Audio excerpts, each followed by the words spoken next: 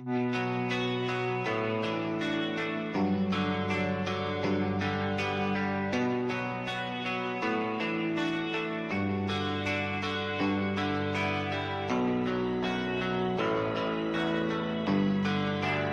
are you feeling? How long have you been here? 3 months, May 17th. And what brought you?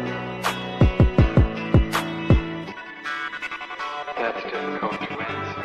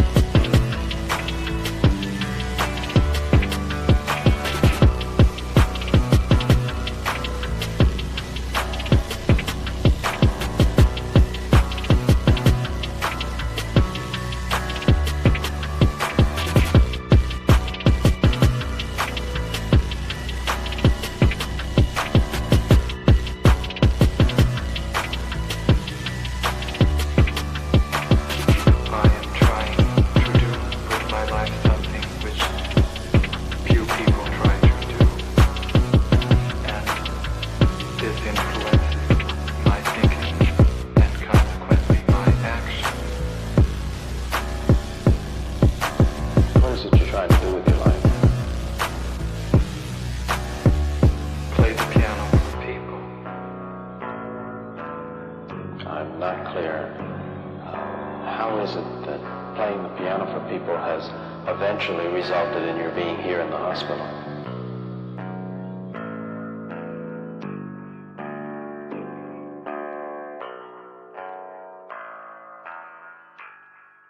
That's difficult to answer.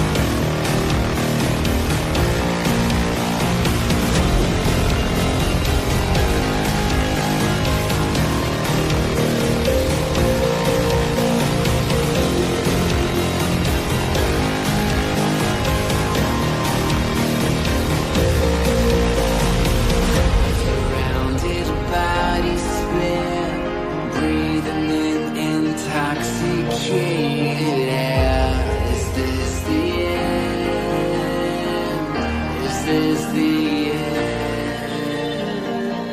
There's a noise inside my head of crying people facing death.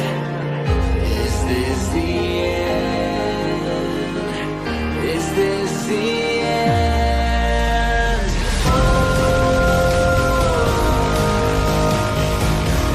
I'm burning in the stone.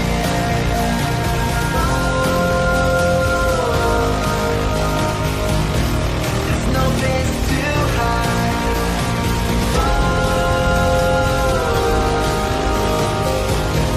I'm burning in the stone.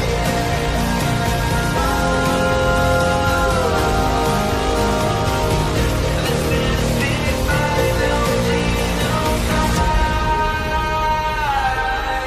What have we done to the world?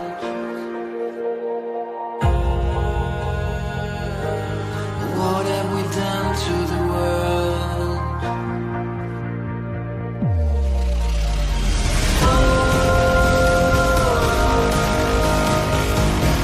I'm burning in the stone.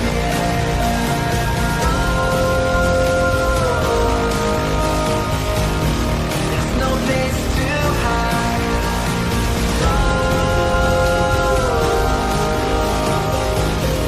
I'm burning in the stone.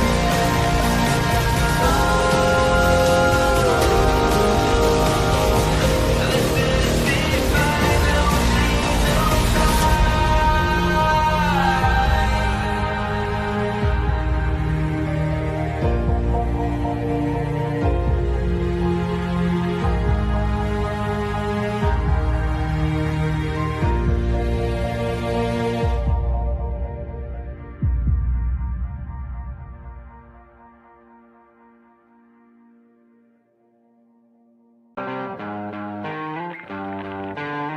sweet dreams are made of these. Who am I to disagree? Travel the world and the seven seas. Everybody's looking for something. Some of them want to use you. Some of them want to get used by you. Some of them want to use you. Some of them want to be out you.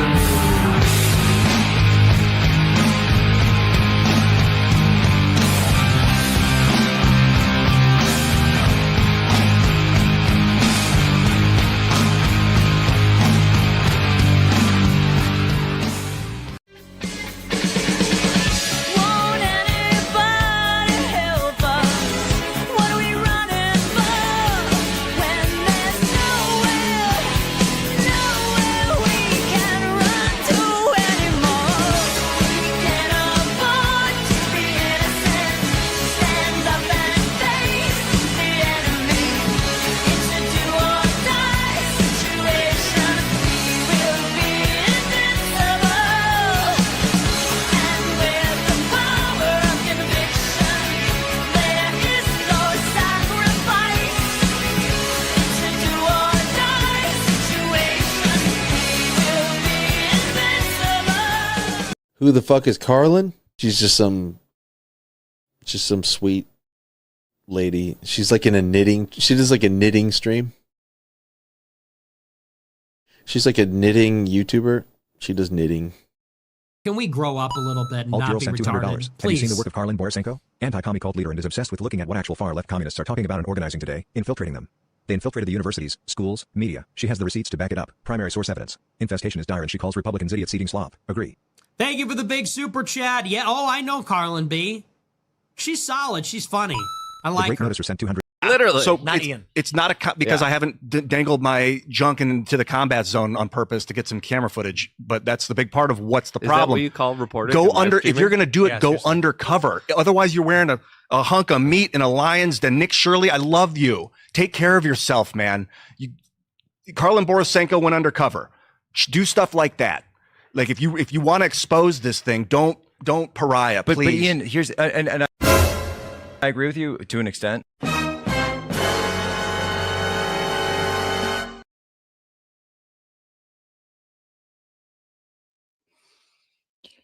There is only one reason that I would wear a non-black or red t-shirt, and that is but to celebrate the day of my people. The day that you assholes all better be wearing green.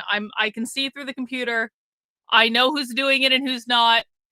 It is St. Patrick's Day. Everyone needs to be celebrating the heritage of our. This is like White Pride Day. This is the only White Pride Day that we're allowed to have is St. Patrick's Day. Reagan's wearing gray.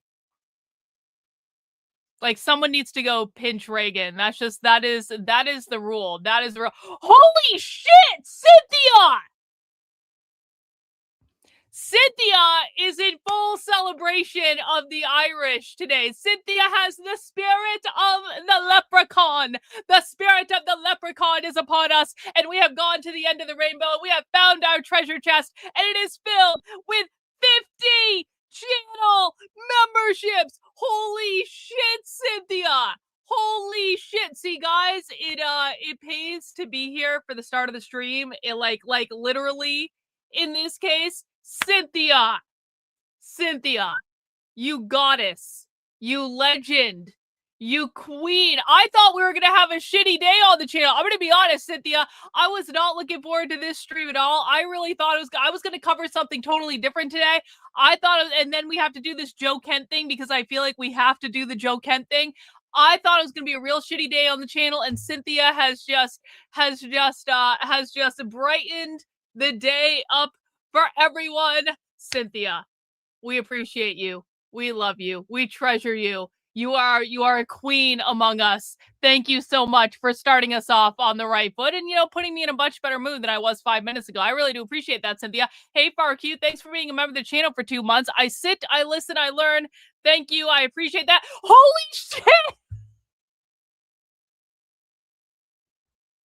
Are you serious? Are you fucking serious?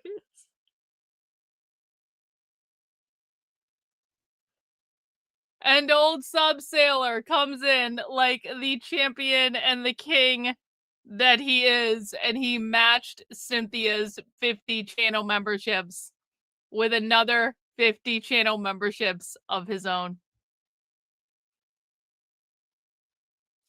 Again, we have the luck of the Irish. The luck of the Irish is with me today. You know what? You know why the luck of the Irish is with me, guys? Because I wore green. I went into the bottom of my drawer that I never opened, and I found the green t-shirt, and I invoked the spirit of the leprechaun and the love and the luck of the Irish and the positive vibes of my ancestors who came over here back when their name was Kelly, and then they came through Ellis Island, and somehow an L became a T, and then they became the Kelty clan of New England. And so I appreciate the old Sub. Thank you. You are a legend, a god among men, a treasured part of our channel. We really appreciate you. Judy, your yarn is green. I have some green yarn. I was thinking about making this a knitting day, if I'm honest. I was thinking about making it a knitting day. Yeah, we need to start enforcing shamrock normativity for all. Thank you, Nick. I'm a cheap court jester. America first, F Trump. I appreciate that, Nick. I know you're real pissed off today. We're going to talk more about that. I do appreciate it. I also want to remind everyone, guys, if you are a channel member, please use your member chats. You get basically a free super chat. It's one of the perks you get. We're doling out channel memberships over here. We've already hit 100 before we've even started the stream. I'm not even going to do a channel goal today. You know what? Everyone thanks Cynthia and No Sub Sailor. There will be no channel member goal. I won't even ask you guys for money. Now, if you want to give me money and you want to donate channel memberships, that's totally cool. I'm not going to tell you no or nothing. You want to know why? We've got 4 spy streams coming up over the next 2 days. There's as many as 2 spy streams tomorrow and as many as 2 spy streams on Thursday. So if you guys want to donate channel memberships, if you guys want to send in super chats, you totally can, and it's fine, and we'll love you and celebrate you. But everyone, round of applause for Cynthia and old Sub Sailor. Round of massive W's in the chat if you haven't done it already. Let's just celebrate them because it's basically Cynthia and old Sub Sailor are just so they're so generous, and I feel very lucky and very blessed that they're supporting my work. Very, very lucky and very, very blessed. And I really appreciate it. I have a Rolling Rock, a green fez with a white tassel. Hey, that's the spirit, bro. That's the spirit, filthy, angry Irish peasant. See, this is the right idea, guys. This is the right idea. It is our one day of the year to have genuine white pride and to be celebrating the Irish. Well, only I guess anyone can celebrate being. I guess anyone can celebrate the Irish. I get to celebrate actually being Irish, and that's pretty fucking great. Because normally I have to own being French because I'm more French than I am Irish. I'm like 50% French. I'm only 25% Irish. But it's like I feel like the Irish part of me is actually more pronounced. I feel like that's the part, although I can be a bit bitchy, and so maybe that's the French part of me. I don't even know. But anyway, we are celebrating the luck of the Irish today. We are thanking Cynthia, an old sub, who like green hearts in the chat if you guys have Irish ancestry. I'm just curious. And be honest. No fake Irish on St. Paddy's Day. If you don't have Irish ancestry, that's fine. No harm, no foul. Like, we're not going to kick you out of the community or anything. I'm just actually curious who has Irish ancestry, who had to grow up with like old sayings from I was raised by my grandmother from my mother's side, basically. She was babysitting us every day after school and all that stuff. So I had to hear all this shit, okay? Got some green hearts in the chat. No one is Irish on stolen. You're Asian. No one is Irish on stolen land. Yeah. Yeah, that's the truth. No one is Irish on stolen land. No one is Irish on stolen land. All right. Well, guys, we were going to cover this today. This was the original plan for the day. Now, we are still going to cover this document, but we are going to do it tomorrow. What is this document, you ask? This is a document that Antifa has literally just posted on their main publishing website, which is CrimeThink. CrimeThink is the publishing arm of Antifa. If you want to know what Antifa is doing, you go to CrimeThink and you read about what they're doing because they publish stuff there all the time. And Antifa, as of last night, has published a new document, No Kings, No Masters, Building the Resistance, a call to mobilize at the March 28th No Kings rally. We will be covering this document. I was originally going to do it today. We're going to do it tomorrow instead, okay? We are going, because listen, this is something that's going to be an integral part of the community for the next couple of weeks or so, guys. The No Kings protest is coming up. The No Kings protest, which is going to be a very large day of mass action on Saturday, March 28th, that is coming up. That is going to be a nationwide protest that is primarily organized by the progressive group, not the far left group, the progressive group Indivisible, okay? Now, just because the protests are being organized by a progressive group does not mean the far left doesn't try to take advantage of it by attending the events, handing out their propaganda, handing out their flyers to try to recruit and radicalize people in the crowd to the far left. It is an excellent recruiting opportunity for them. They go, they hand out propaganda, they distribute things telling people where to go for a meeting and stuff like that. And they do this with a mostly progressive crowd that might not be necessarily hinged into like, you know, far left radical, you know, protesting and direct action and stuff like that. But you know, these people are disillusioned. You know, these people probably don't like the Democratic Party because even on the left, most of them don't even like the Democratic Party anymore. You know, these people hate Trump. They're mobilized against Trump now more than ever. And it is just a very fertile recruiting ground for a lot of very far left groups. And now we know because we literally have Antifa's plan for how they are going to mobilize to take advantage of the No Kings protest. And this is a really long document. We're going to go through all of it. And, but we're going to do that tomorrow. We're going to do it tomorrow. And, I mean, I can see your, did I see your super chat deets? I don't know that I did. Hang on. I apologize. I missed it, Deets. Potato and Irish Risky Fun from Clan McGee. Oh, I appreciate that. I'm not an Irish whiskey fan. I know that I'm probably going to get my Irish ancestry taken away from me for saying that. Not a whiskey fan unless it is peanut butter whiskey. And then peanut butter whiskey is awesome. Old sub, thank you. I'm on a road trip. Just landed in Istanbul. Headed to Bucharest for a riverboat cruise. Stickers are going international. No shit. Bro, that sounds fucking awesome. I've watched a whole bunch of videos about like those riverboat cruises. I want to do a riverboat cruise through Egypt. I think you're gonna have an amazing time. Like I can't wait. Oh my god, what a fucking trip, man. I hope you stay safe. Don't get pickpocketed or anything. You know, you can get a lot of fake purses in Istanbul. I'm just saying, if you're in one of those street markets, I obviously know this information for no good reason. I'm probably just making this up. This is definitely not real information. I'm just saying, if you're in Istanbul and there are like street markets and stuff, you can probably find people who are selling really nice fake purses. I'm just letting you know, just in case you have a reason for that information. I'm not saying I've never bought purses from those people. I only buy the fake ones from China. But I just happen to know that because I've watched videos on this subject. So fun fact for you. I hope you have an amazing trip. Don't put your wallet in your back pocket. Don't get fucking pickpocketed in those fucking locations. And have a glass of champagne for me on that riverboat cruise, bro. I think you're gonna have a really, really great time. I still appreciate the channel memberships while you are on vacation. That is awesome. Yo, I would do a riverboat cruise to the Netherlands too. Yeah, those riverboat cruises, they look so relaxing, honestly. They just look like relaxing. And like, I love cruising. Cruising is one of my favorite fucking things. I want to go on a cruise so bad. Even if it's just like a Caribbean cruise, not a Carnival cruise. I bet on Carnival cruises and they aren't like, well, they weren't that bad when I went on it, but I don't know that I want to go on one now. I haven't been on a Carnival cruise since before the pandemic. And I don't know if I want to go back. But like, I definitely want to go on a Caribbean cruise. I want to go to I want to go somewhere really warm and tropical where I can go snorkeling. You know, I was cleaning out my closet the other day because I'm working on cleaning out like all my old clothes that I don't wear anymore and stuff. Do you guys know that Victor and I have our own snorkeling gear? True story. We were so into snorkeling when we go on cruises. Victor and I actually have our own snorkeling gear, and I actually have a snorkeling mask with prescription lenses so that I can see better underwater because that's how much I love fucking snorkeling.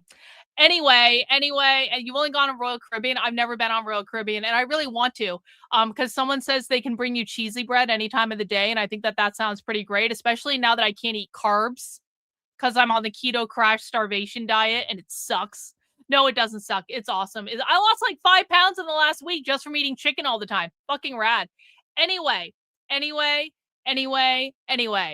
were gonna do this. But not that, this.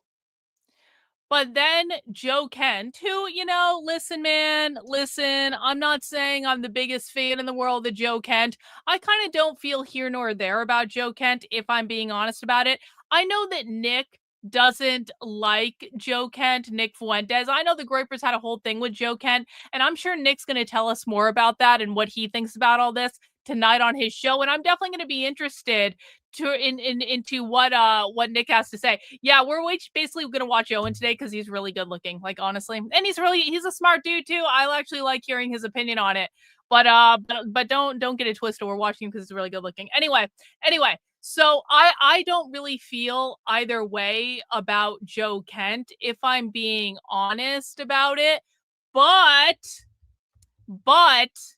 what I do very much appreciate is a good fuck you on the way out the door when you are leaving a toxic job. Are we watching Nick tonight? Well, Jennifer and I are going to do Dis and Rage tonight, but we can always watch Nick later or something, I guess. What I do appreciate is a giant ass middle finger to the people who have probably been fucking with you for months and months and months, the people who have abandoned every single principle they claim to have. I enjoy a good fuck you and bridge burning on the way out the door when someone is leaving a job that they obviously and clearly need to leave. So I got to be honest, like, I think today is a big Joe Kent W.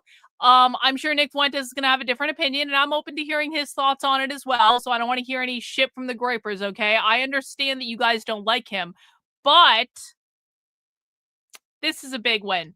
Do I think Bibi Netanyahu is dead? Also, green hearts. Don't know. Don't know. Probably not.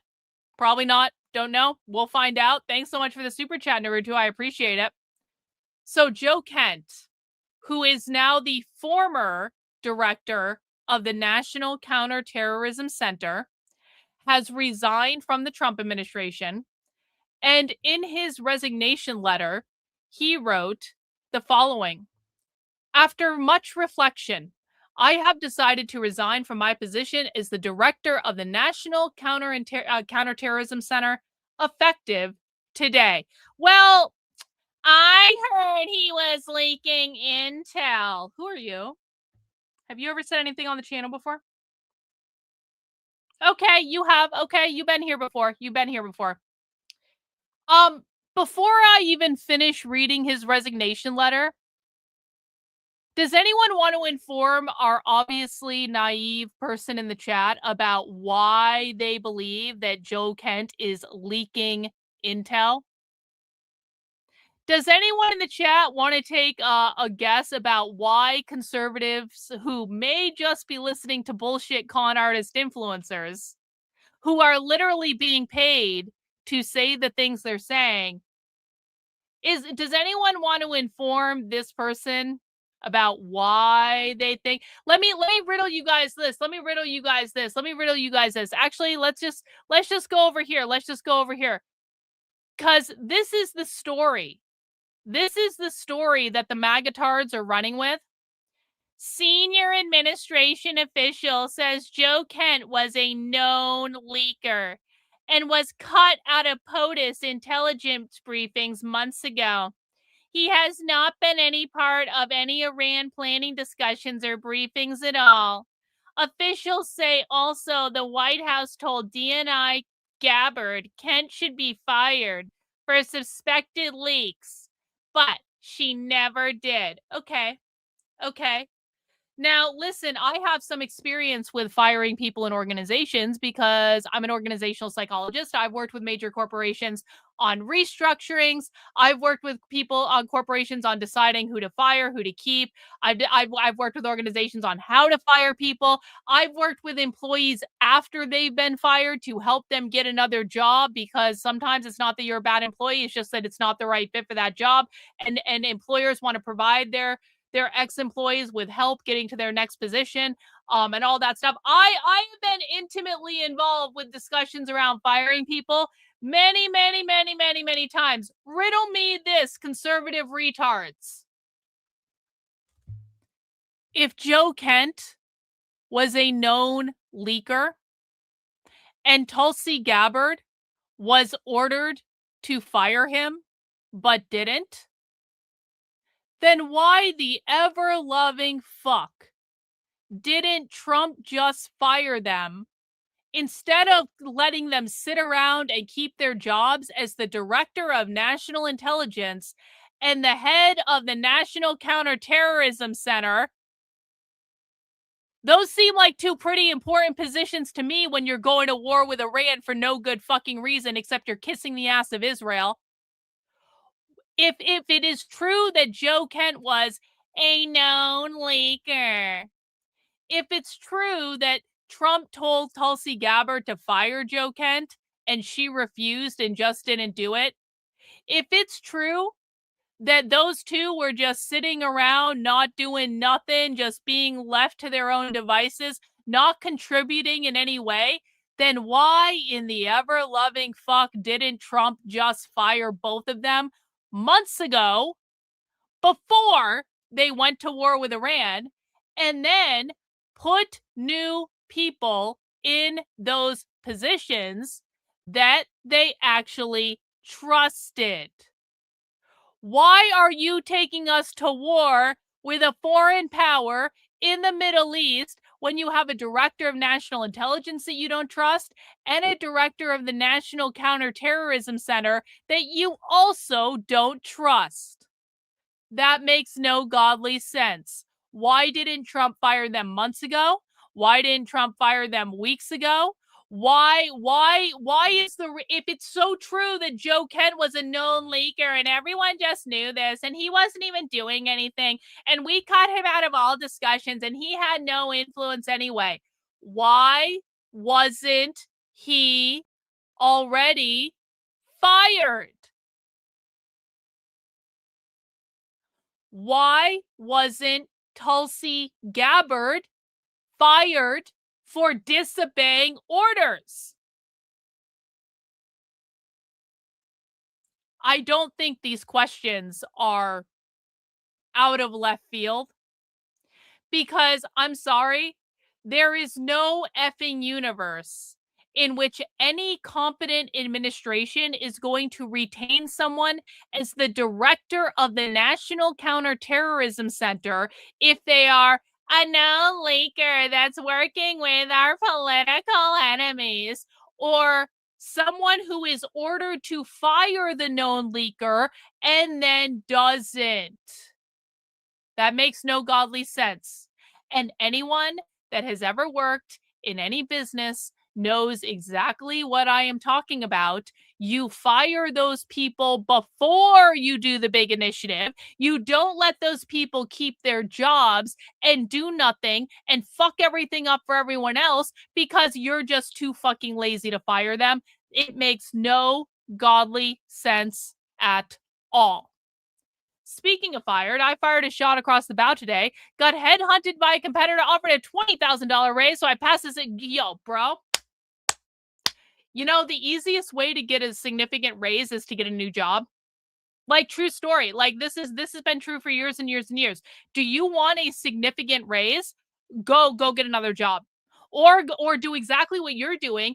Go get another job offer and then go back and make sure it's something you're willing to take, and then go back to your current employer and go,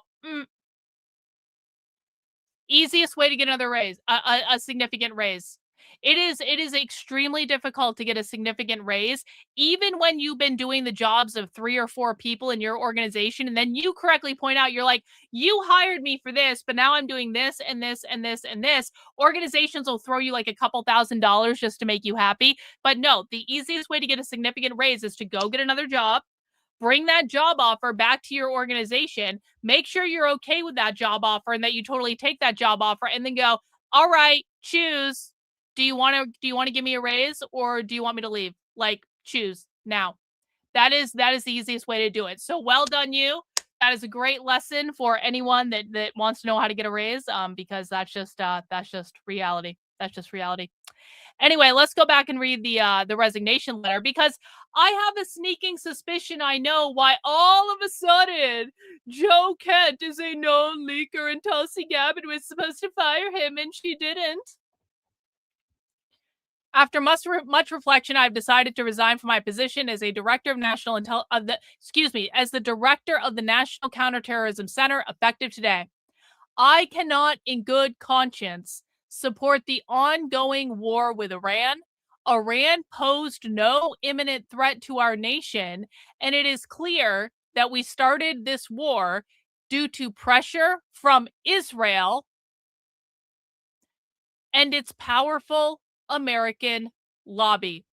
I support the values and foreign policies that you campaigned on in 2016, 2020, 2024, which you enacted in your first term. Until June of 2025, you understood that wars in the Middle East were a trap that robbed America of precious lives of our patriots and depleted the wealth and prosperity of our nations. In your first administration, you understood better than any modern president how to decisively apply military power without drawing us into never-ending wars. You demonstrated this by killing Qasem Soleimani and by defeating ISIS.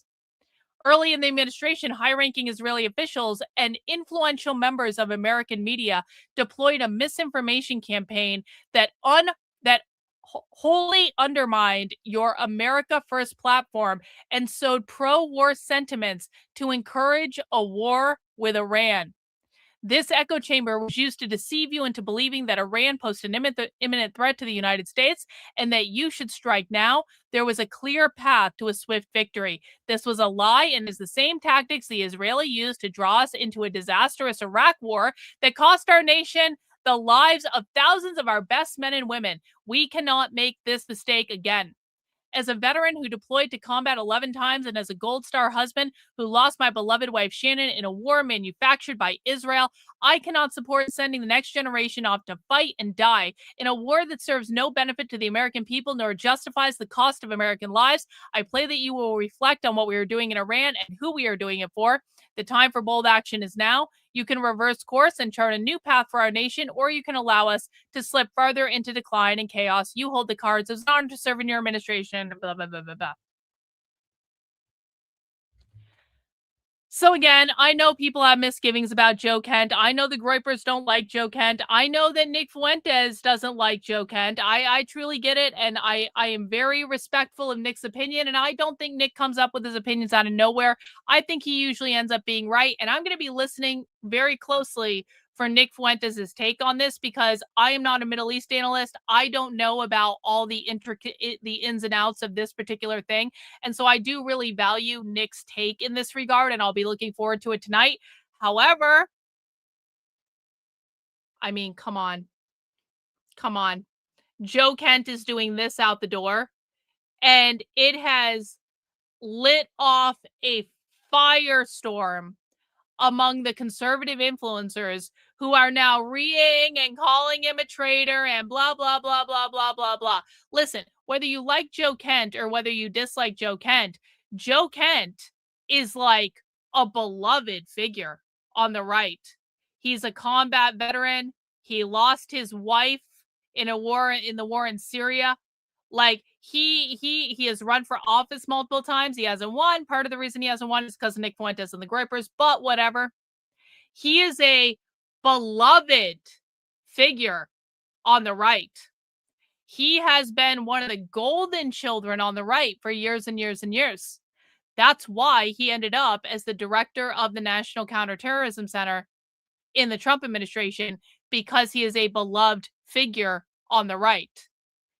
And I gotta say, I think that this is going to be one of those moments for the MAGA right where they're really going to come face to face with reality and have to say, I've respected this guy for years, and now this guy is telling me that Israel dragged us into a war, and this is starting to look like another fucking Iraq war debacle because Trump doesn't know what the fuck he's doing, and maybe we should start questioning why the Trump administration is always so quick to support Israel over America.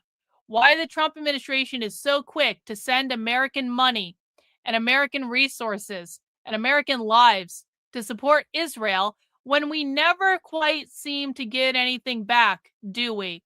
Why Trump was so quick to go drop bombs on Iran the first time and then say, pinky swear, we killed their nuclear program. It's all over. Pinky swear, trust us, bro. We fixed the problem. And then a couple months later, oh, now we're in a war with Iran and it's going to be a regime change war because we say so, because Israel was going to do it. And so to prevent Israel from doing it, we did it because Israel was going to do it anyway. Like Marco Rubio already came out and admitted that we're in this war because of Israel. Marco Rubio flat out said it. So I think that people are starting to wake up to this bullshit. And I'm here for it. I'm here for it. I'm here for it. Now, I just want to point out a couple of things. You can really tell that the White House Rapid Response Twitter account isn't triggered by all the blowback that they're getting today. This is actually a White House Twitter account, guys. This is the White House Twitter account. No such threat to our homeland of Iran launching a drone was offensive on our west coast, dumbasses. The threat of the nuclear threat of this psychotic, murderous Iranian regime is very real. However, thank God we have a president who's finally doing something about it. Their official Twitter account is calling everyone who doesn't support war with Iran dumbasses.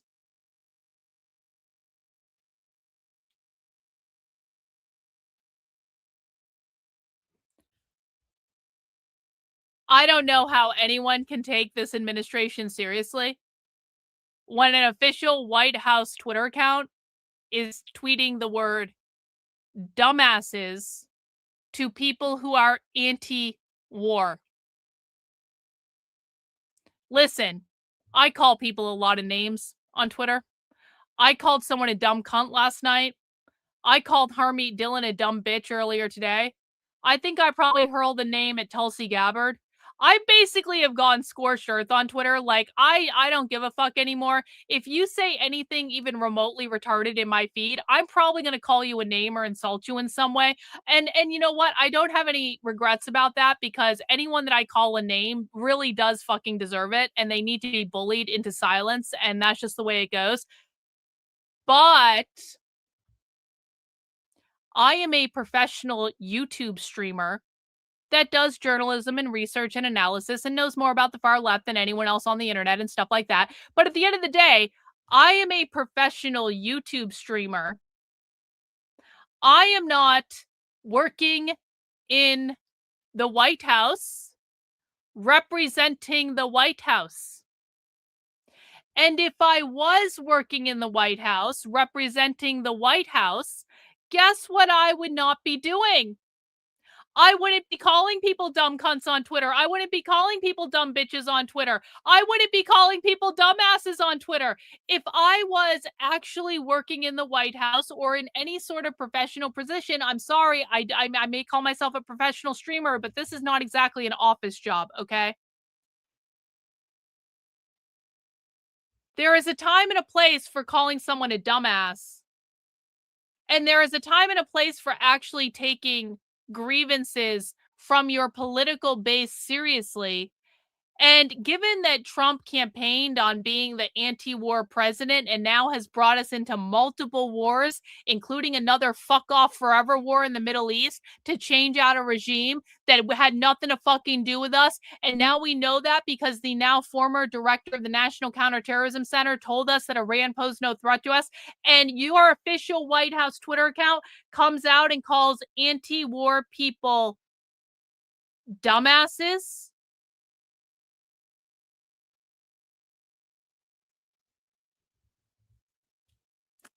Okay.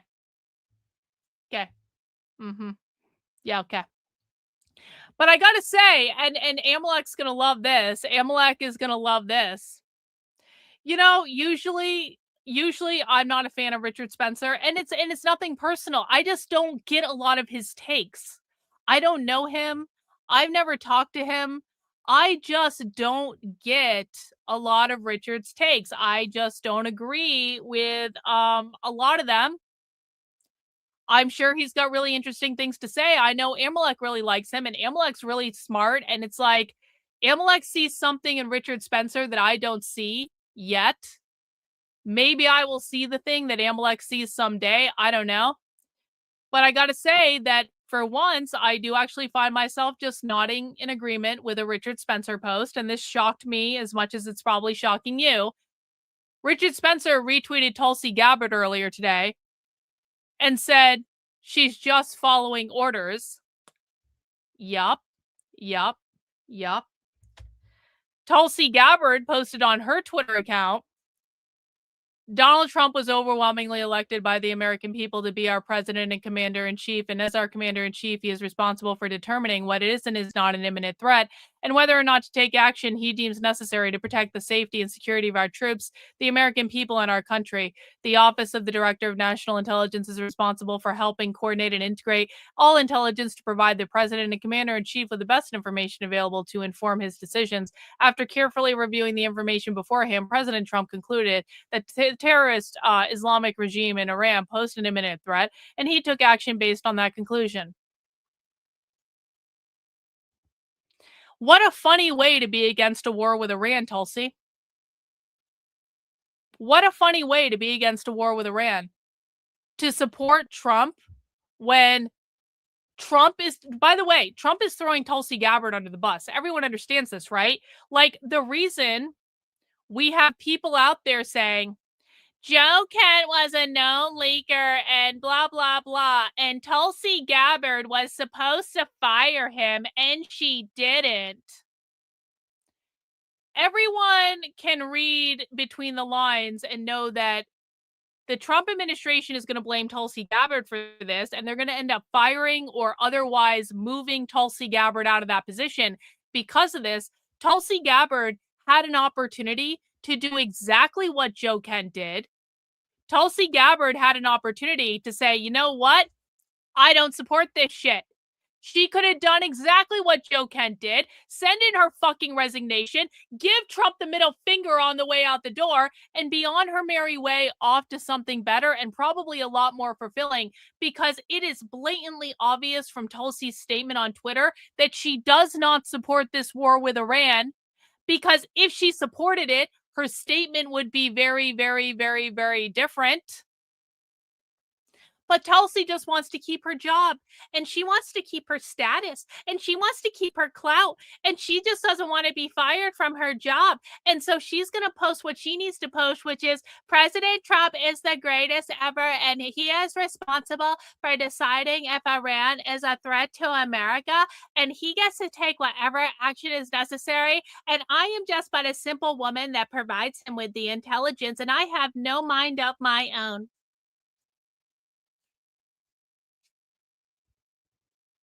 Now, if Tulsi had any integrity,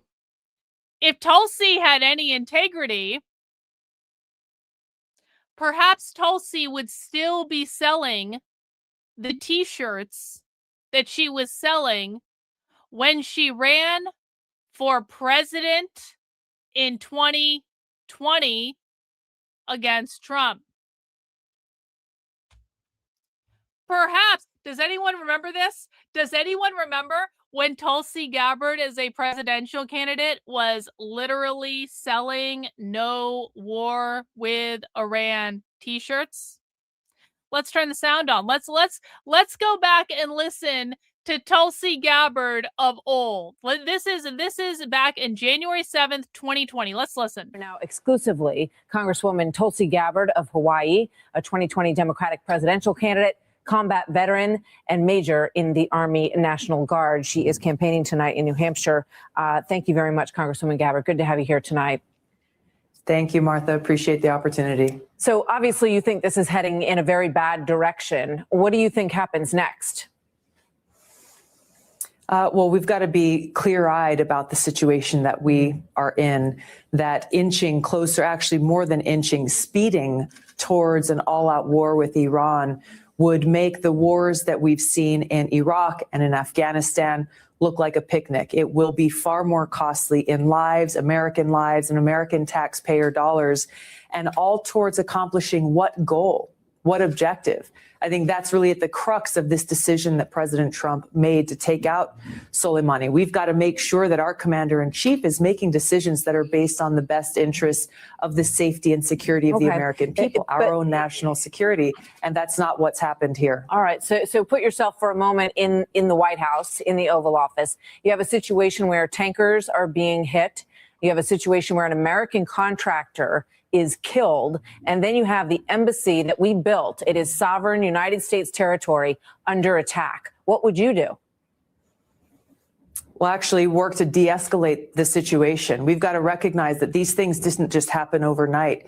These things began with Trump's withdrawal from the Iran nuclear agreement, choosing to move away from diplomacy, further escalating tensions between the U.S. and Iran, escalating crippling sanctions, a modern-day siege against Iran, sending more and more troops to the region, further escalating tensions, and designating Iran's military as a terrorist organization, further escalating this conflict with Iran, something that's never been done by any country anywhere in the world before. All right. And this is where he has not put the national security interests of our country first. I just want to finish this because there's two main points here of how he has undermined our national security. Number one, every day that goes on that Iran is not in the nuclear agreement, and just, I think yesterday announced that they're no longer abiding by any restrictions that were part of that agreement. That means they're closer to developing a nuclear weapon capability, putting us and the world at risk. And number two, because our forces in Iraq, for example, are no longer going to be focusing on defeating and ensuring that Al-Qaeda and ISIS are not allowed a resurgence. Our commander there yesterday just said, we're not doing that anymore because now our troops have to focus on Iran, allowing ISIS and al-Qaeda to create and mount a resurgence that further puts us and our national security at risk. Plenty of people who agree with you. And then there are people on the other side of the equation who say when you are presented with intelligence, and members of Congress are going to hear what that intelligence was, I imagine on Wednesday, or at least a little bit more information on these imminent threats.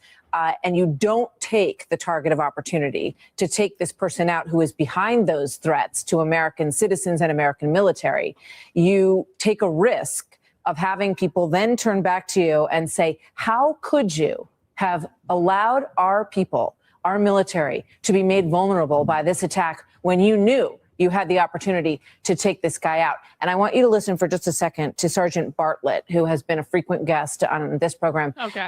When he talked. Okay, that's good enough. We don't need to listen to the rest of this clip. I just wanted you guys to get a little bit of a flavor for how different Tulsi Gabbard sounded when she was running for president the first time back in 2020. We also have this post from Tulsi Gabbard, January 3rd, 2020. We do not seek regime change, Trump declares as he escalates his regime change war against Iran. Neocons like Graham and Bolton are cheering. To all who voted for Trump because of his anti-war rhetoric, it's time to realize he lied to you. Stand with me against Trump's Iran war. What the fuck happened, Tulsi? Where the fuck did you go? Did you become pro-war with Iran in the last 6 years? Because it kind of seems like, I'm just saying, this post looks like it could apply today. Well, what the fuck happened, Tulsi?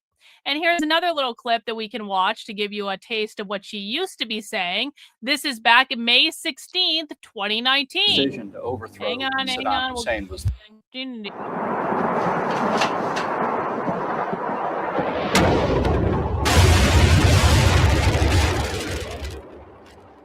President Trump promised us during his campaign to get the United States out of stupid wars. Obviously, the war in Iraq was a big, fat mistake. We should have never been in Iraq. We have destabilized the Middle East. We will stop racing to topple foreign regimes that we know nothing about. But he's on the brink of launching a very stupid and costly war with Iran. We have to stop President Trump from starting a war with Iran. The president is listening to his national security advisor, John Bolton, and other war hawks in his administration who have championed the war with Iraq in the past and who've been pushing for war with Iran for years. Our goal should be regime change in Iran. There is a viable opposition to the rule of the Ayatollahs. The only solution is to change the regime itself. Bolton and others lied to us about the war in Iraq. They said that Saddam Hussein had weapons of mass destruction and that he was going to give them to al-Qaeda. Now, that war was devastating. Over 4,000 of my brothers and sisters in uniform were killed. Hundreds of thousands of Iraqi civilians killed. Trillions of our taxpayer dollars wasted.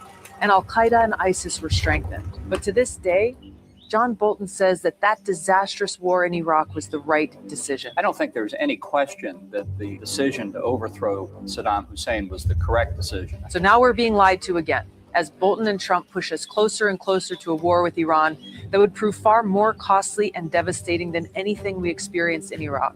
It would result in far more American troops being killed and injured, cause great suffering for the Iranian people and others in the region. It would exacerbate the refugee crisis in Europe and risk direct U.S. conflict with Russia, conflict that could easily lead to nuclear war. So join me in sending a strong message to Donald Trump. The U.S. must not go to war with Iran.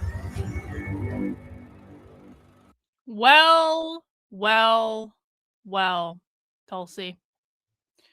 Well. All of that is starkly different from Donald Trump was overwhelmingly elected by the American people to be our president and commander-in-chief. And as commander-in-chief, he is responsible for determining what is and is not an imminent threat and whether to take action he deems necessary to protect the safety and security of our troops and the American people in our country.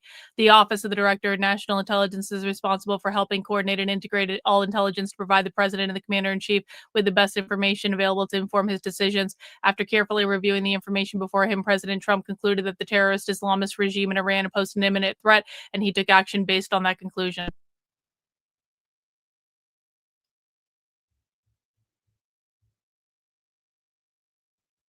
Okay. But hey, guys, don't worry. Don't worry.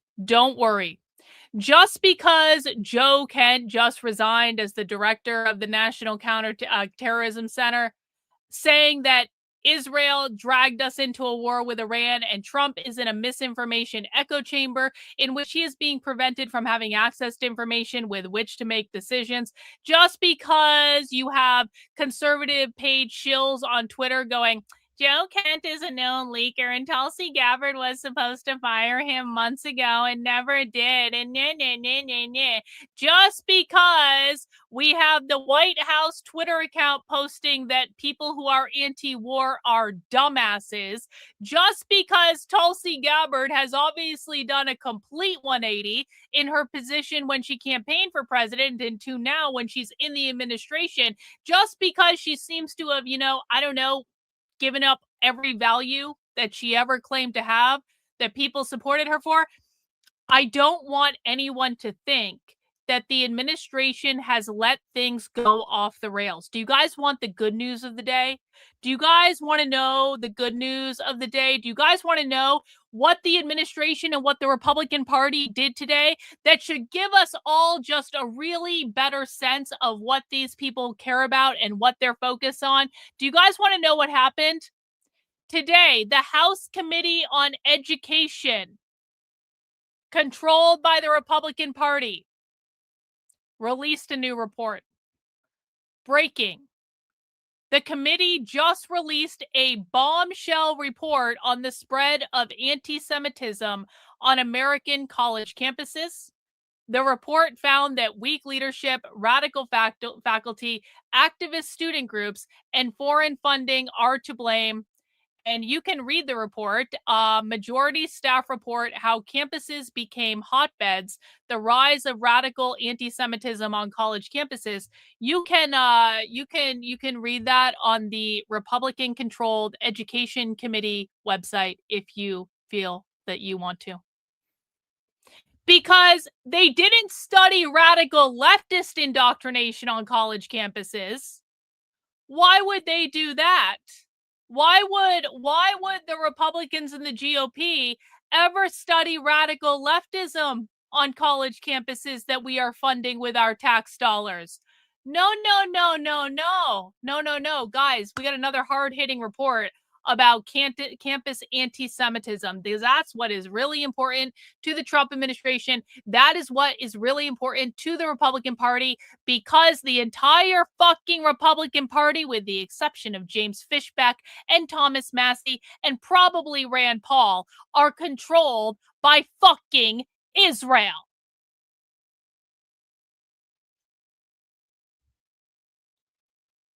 Thanks for being a member of the channel for 25 months, Rottweiler. As Owen Schroyer aptly said, MAGA is the new BLM. Instead of crying racism, it's about crying anti-Semitism.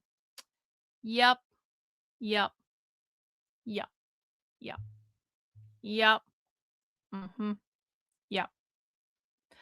So, guys, I thought that we would just kick back today since the world is burning.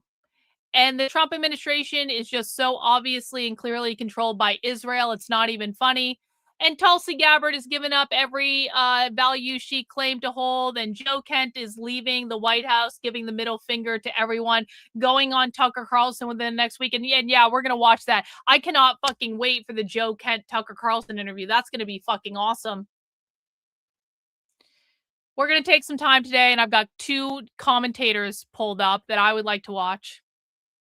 I would like to watch Owen Schroyer, not only because I value his opinion, but because he's really good looking, and that just will make this a little bit easier to go down for me as I grapple with this ridiculous reality that we are existing in right now. So we got Owen pulled up, and then I have Harrison. Well, we got Alex Jones and Harrison, apparently. We got Alex Jones and Harrison.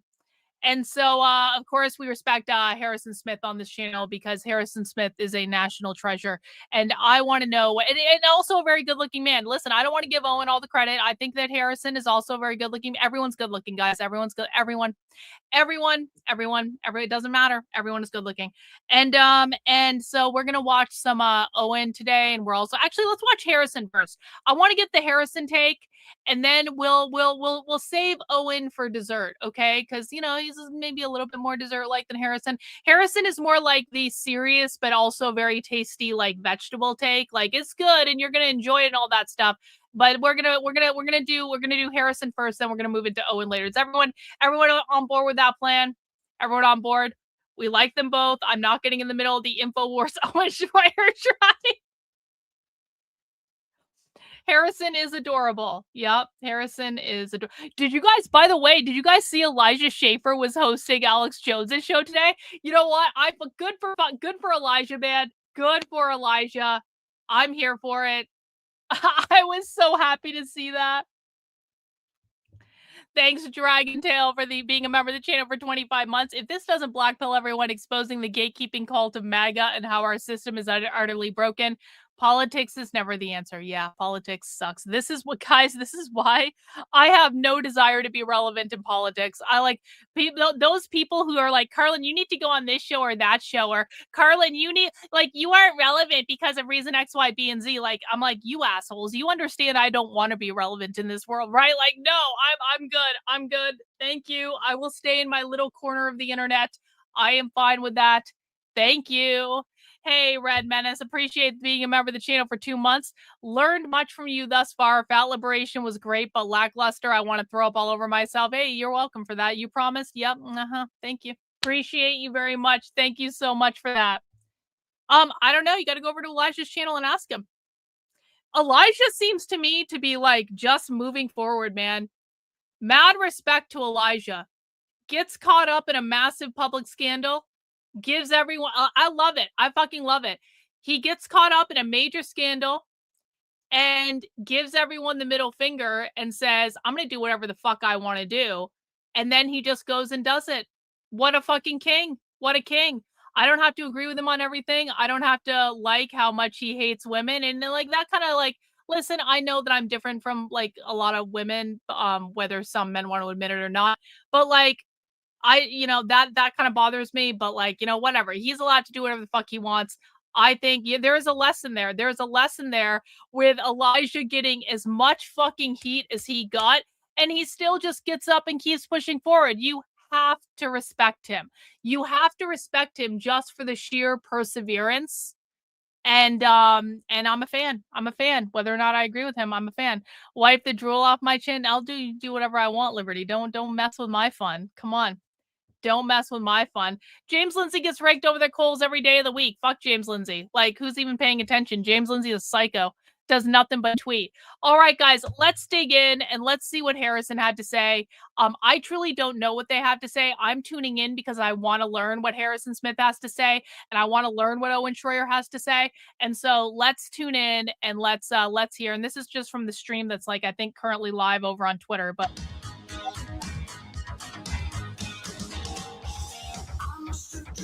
Welcome back, ladies and gentlemen. hang on. I want to go back. Okay, no. Okay. Here.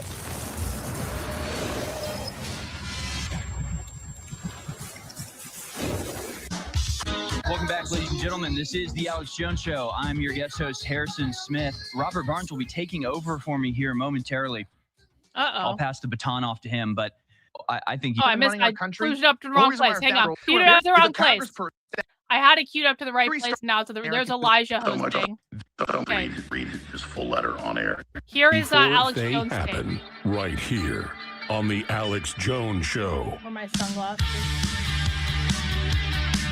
Today, Joe Kent, the director of National Intelligence, resigned. Actually, I'm about to read his full letter on air. It is so damning. It's everything we've said. Israel is in control of U.S. foreign policy. They have gotten control of Trump's mind. They are lying to the president and steering us. I can't do these. Disaster. And now they're gearing up with the ADL and others saying they don't want to just arrest Americans that disagree with us, but they treat us the same way they did Hamas with the quote pagers. These are quotes by the head of the ADL. You have Trump saying that Mark Levin is the new leader of the Republican Party. Yeah. And that anyone that doesn't do what he says is a traitor. This is total and complete insanity. They will now say that Joe Kent, a Levanter, highly decorated combat veteran, is a Nazi. It's not going to work. Trump. Yep, they are. Insane. Trump was doing so much good. We turned the country around. Now they're throwing it all away. Thank you so much for joining us on this live Tuesday Throwing it all away. global transmission. Share the live feed now. I'll read the full statement coming up. I hand the baton right now to Harrison Smith. This is historic. Share the live feeds now. At Real Alex Jones on X, on Rumble, the Alex Jones Show right now, and tell folks about those local stations you're listening to. As Joe Kent said, it's time for Trump to turn back. We're doing this to get him to listen. This is tough medicine. You're the Paul Revere's. Share the live feeds now. Tell everybody you know. Call the White House and tell Trump to turn back now. You know what? That's actually a really important point that Alex Jones is making. Guys, the only thing that Trump responds to is public pressure. That's it. Trump is desperate to be accepted by the public. He is desperate for public validation. He is desperate for public approval. The only thing that Trump responds to is massive public pressure and blowback. So if you have opinions about this that you've been holding back because you want to be nice and you don't want to upset anyone and yada, yada, yada, now is the time to start voicing those opinions because we're about to get massively, massively, massively fucked over, and Trump is responsible for it. And the only way that Trump is going to even have any chance of ending this shit is if people start saying, I'm mad as hell and I'm not going to take it anymore. Control back over to the United States of America, not to Israel and other foreign powers. Thank you. Yes, ladies and gentlemen, this is the Alex Jones Show on Infowars.com and Band.video. I'm your host, Harrison Smith. I'll be sitting in for Alex, although he's been sitting in videos. We'll go to a full breakdown that he did of the Joe Kent letter in the beginning of the next segment. That, of course, has made a gigantic splash, and it is different. It's very different than other objections to Donald Trump. In fact, there was a good tweet from... if May 1st is as big as I think it might be, will that be enough to open Trump's eyes? It depends on if Trump is given access to that information. Because right now, my understanding is, and I listen, as much as I don't want to be relevant in politics, I do know people and I do talk to people and I understand certain things, all right? I'm just saying. I just don't want to be relevant because I don't want to be involved in any of this shit. My understanding is, right now, Trump is being kept in an echo chamber that has basically been devised by him, by Susie Wiles, who is his chief of staff. And Trump is only hearing certain information, and he's not hearing information that is contradictory to it. So Trump is literally only getting one side of things, and he seems to think that everything is great and everyone's supporting what he's doing, because he has no idea that a lot of this shit is going on because he is being kept in an information echo chamber by the people who work for him. So is Trump even going to be aware of May 1st? I don't know. Is Trump going to be made aware of what's going to happen on the No Kings protest on March 28th? Because remember, we got the No Kings protest on March 28th, a month ahead of the May 1st May Day national strike. We are going to be heading into a long period of direct action with the far left. I mean, I'm sorry, guys, they've been taking a little bit of a break. It's been out of the news cycle. Actually, I won't even say they've been taking a break. The far left hasn't been taking a break. They're active all the time. We got a whole bunch of organizing calls to go to this week. But just remember, just because something is not in the news cycle does not mean it's not going to happen. And I think we're about to start seeing in the next couple of weeks a flare-up of far-left activism that is going to be extremely disruptive again. It's getting into spring. The weather's getting warmer. College campuses are going to be really active as soon as the snow starts melting. We're going to have another fucking summer of love. And it's going to be really great for me because it means a lot more people are going to be on my channel following the far left content, and that's going to be awesome. But is that information going to get to Trump? I tend to doubt it. Orrin McIntyre about that. Orrin McIntyre's a loser and a narrative shill. Attacks have begun, but the problem is that Kent isn't Nick Fuentes or Ian Carroll. If you want to claim that a highly respected combat veteran is playing ring and run with the death of his wife, fine. I'd be very sure of that position, because if you're wrong, the cost is spiritual. And yeah, Joe Kent has been deployed 11 times as a combat veteran. His wife lost her life in the global war on terror. He was able to... Are there radical left groups in Middle Eastern countries? There are radical left groups everywhere. Everywhere. Every country. Yeah, there are radical left groups in Middle Eastern countries. There are radical left groups in Asian countries. There are radical left groups in European countries. The groups in Africa are different. The groups in Africa tend to operate a little bit differently and have different beliefs. We don't tend to see a lot from the groups in Africa because they're actually fucking crazy and are doing different things. But yeah, like pretty much there are far left groups in Australia and New Zealand, like far left groups in Canada, Mexico, South, like there are far left groups everywhere. Actually make it to a very high position in the Office of Director of National Intelligence under Tulsi Gabbard.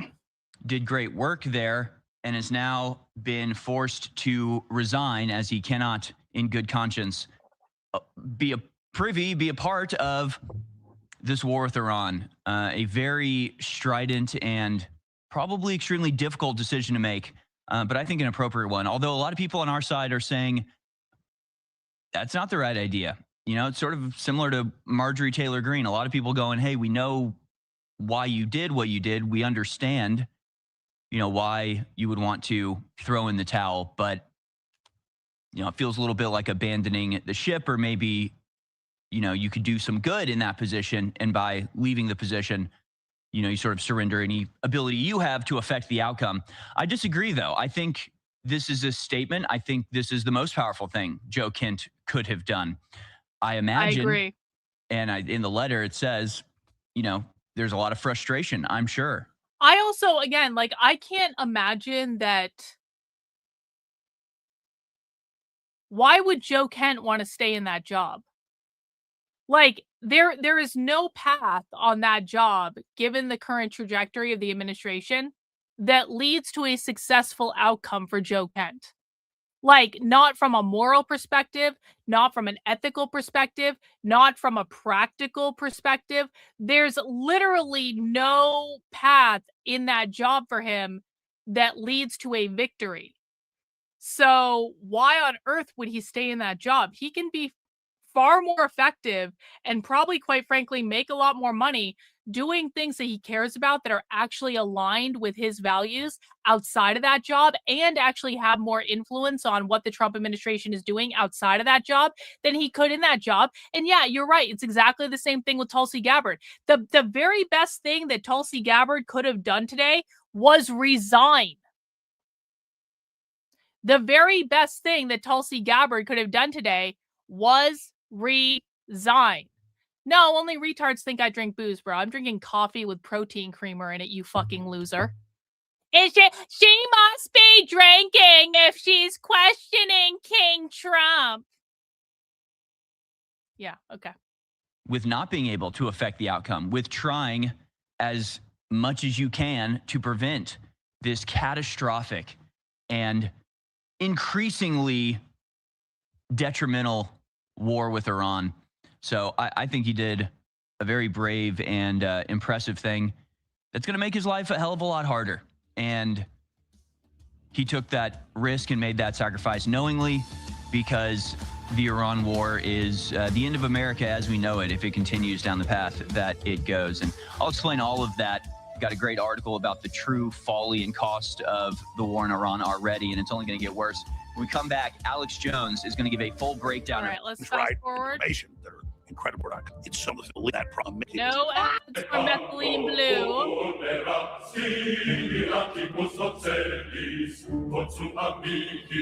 Yeah, I drink beer from a wine glass. That's a really good point. I would never drink beer from a mug. I drink beer from a the wine front glass, lines like a of the plastic bit. information war.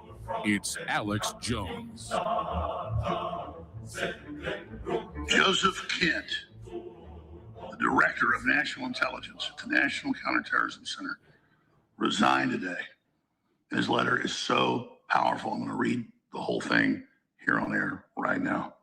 And he's saying everything I've said, everything that Tucker Carlson has said. He was deployed 11 times to combat zones. He lost his life to this system. Yo, And Chilago he's there looking at all the W. national intelligence Thank that Tulsi you, bro. Gabbard's seeing as well, and knows it's a lie. They sent him a report 1 week before he struck 18, 19 days ago with Israel and said, this isn't true. What they're saying about Iran isn't true. This isn't in our national interest. This is a lie. And now we have Trump saying, if you don't support what I'm doing in an unending war, you're basically a Nazi. He said, Mark Levin is my spirit animal. It's a litmus test. If you don't endorse this Israel firster. Mark Levin is my spirit animal.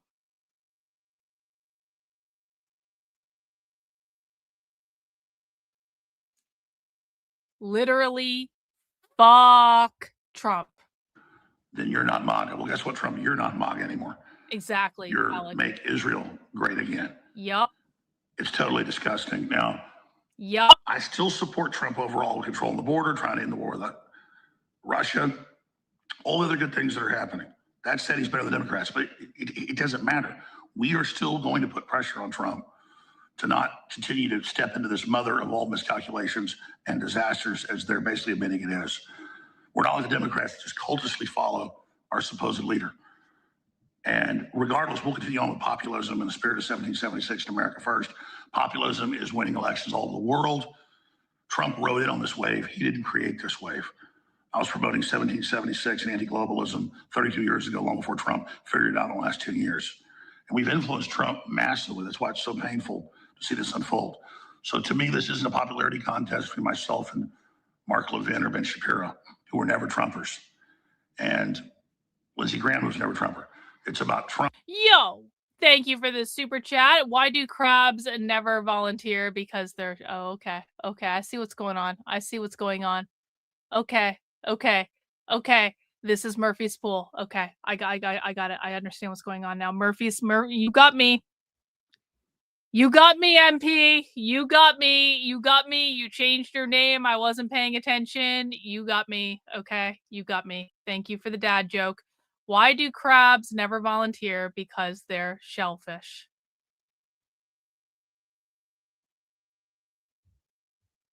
Okay, you win. I lose. I can admit when I'm wrong. Thank you for the super chat. Selling us out to neocon and Israeli interests is so dangerous. So here is the letter from the Director of National Intelligence, Joe Kent, National Counterterrorism Center today. President Trump, after much reflection, I decided to resign from my position as Director of the National Counterterrorism Center effective today. I cannot in good conscience support the ongoing war in Iran. Iran poses no imminent threat to our nation. It is clear that we started the war due to pressure from Israel and its powerful American lobby, which they bragged about, that when you say that, the ADL calls for your arrest and says we should use the same tactics with exploding pagers on Americans that don't support us. We actually said that. I played the clip yesterday. I mean, this is freaking nuts. Yeah. You guys hear about this? Apparently the ADL is creating some sort of AI thing to monitor Americans and their anti-Semitism. And they think it's perfectly cool. And this is a perfect Alex Jones freeze frame, by the way. They think it's perfectly fine to send exploding pagers to Americans who are being anti-Semitic, apparently. No big deal.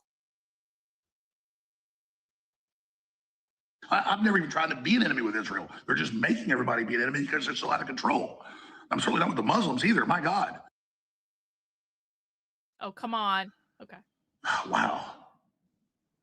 I supported the values and the foreign policies that you campaigned on in 2016, 2020, 2024, which you enacted in your first term. Until June of 2025, you understood that the wars in the Middle East were a trap that robbed Americans of precious lives and of our patriots and depleted the wealth and prosperity of our nation.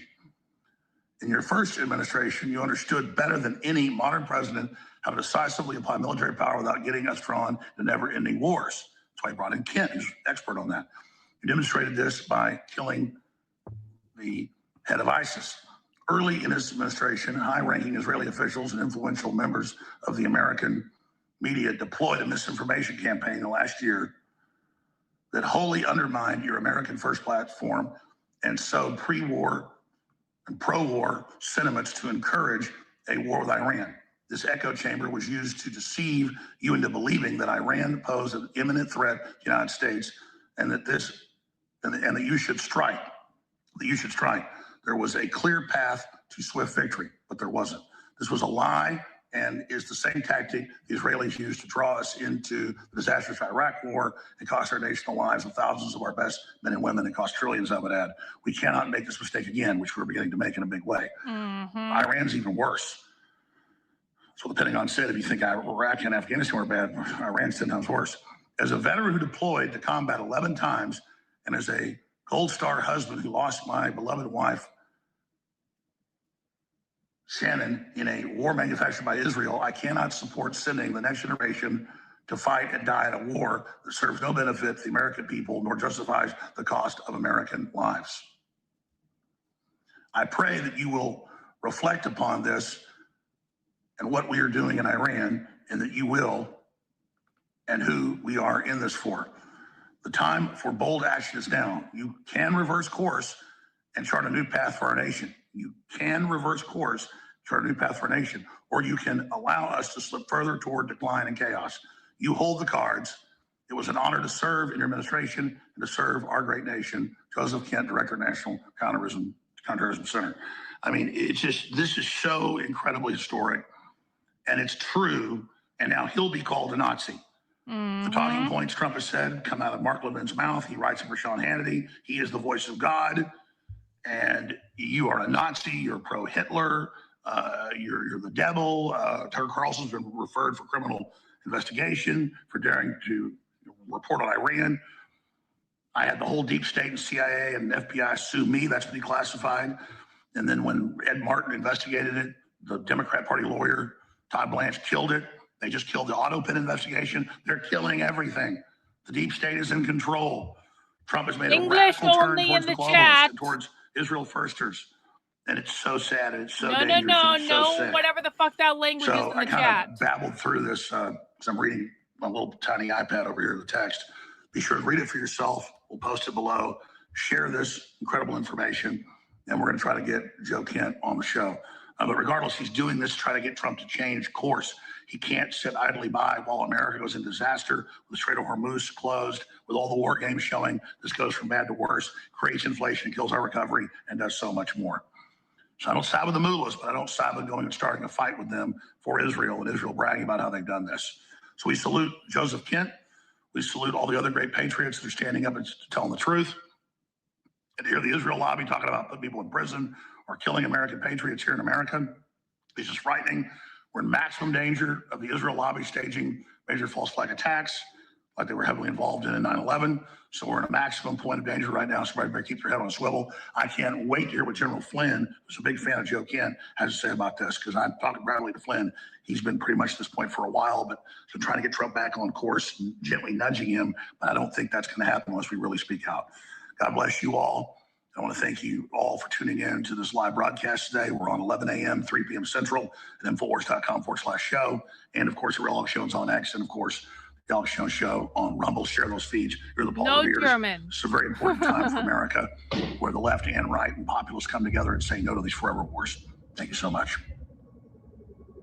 All right, folks, that was Alex Jones talking about Joe Kent and the letter that he just sent resigning from his position in the Office of National Intelligence over the war in Iran, saying that not only was this war not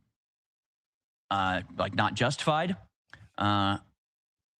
he also mentioned that his wife had died in wars started for Israel, because this is nothing new. Iran is just the latest iteration of a series of catastrophic and just absolutely rather ill-advised adventures for America in the Mideast over the last several decades. Just sort of the capstone, the cherry on top of the sundae we've been forced fed for my entire life.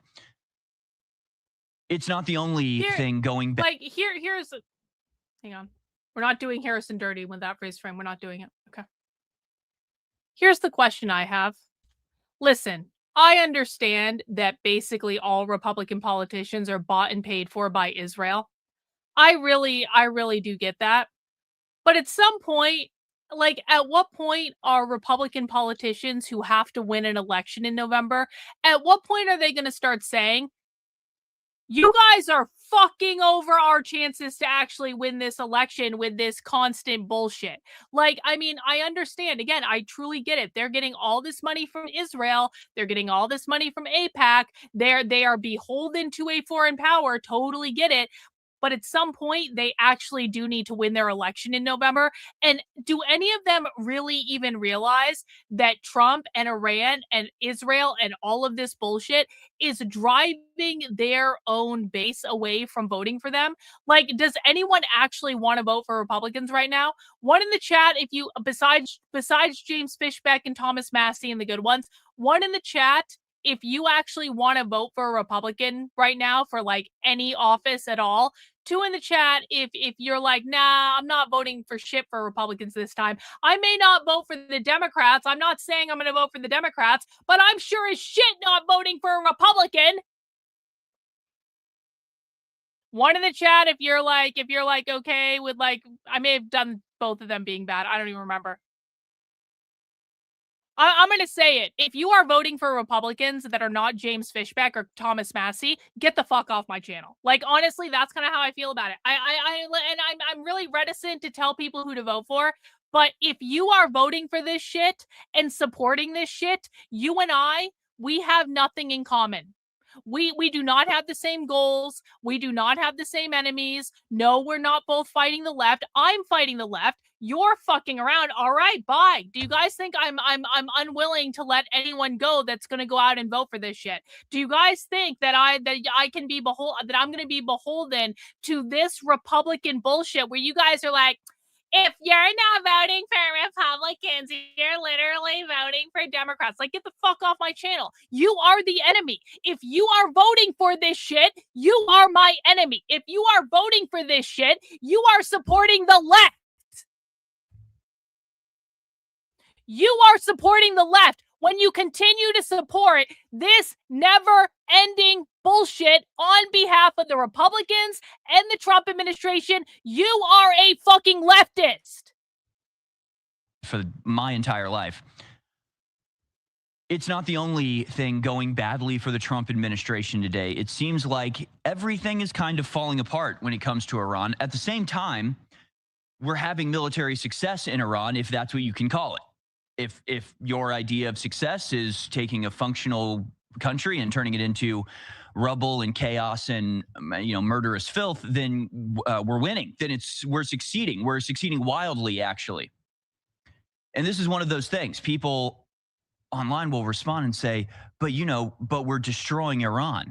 And it's like, okay, for what? What are we destroying? We took a formerly functional government and country that didn't really like us, but also wasn't going out of its way to antagonize us. And we're now going to turn it into just a chaos, just a absolute quagmire on purpose. And why? But why are we doing that? And to what end?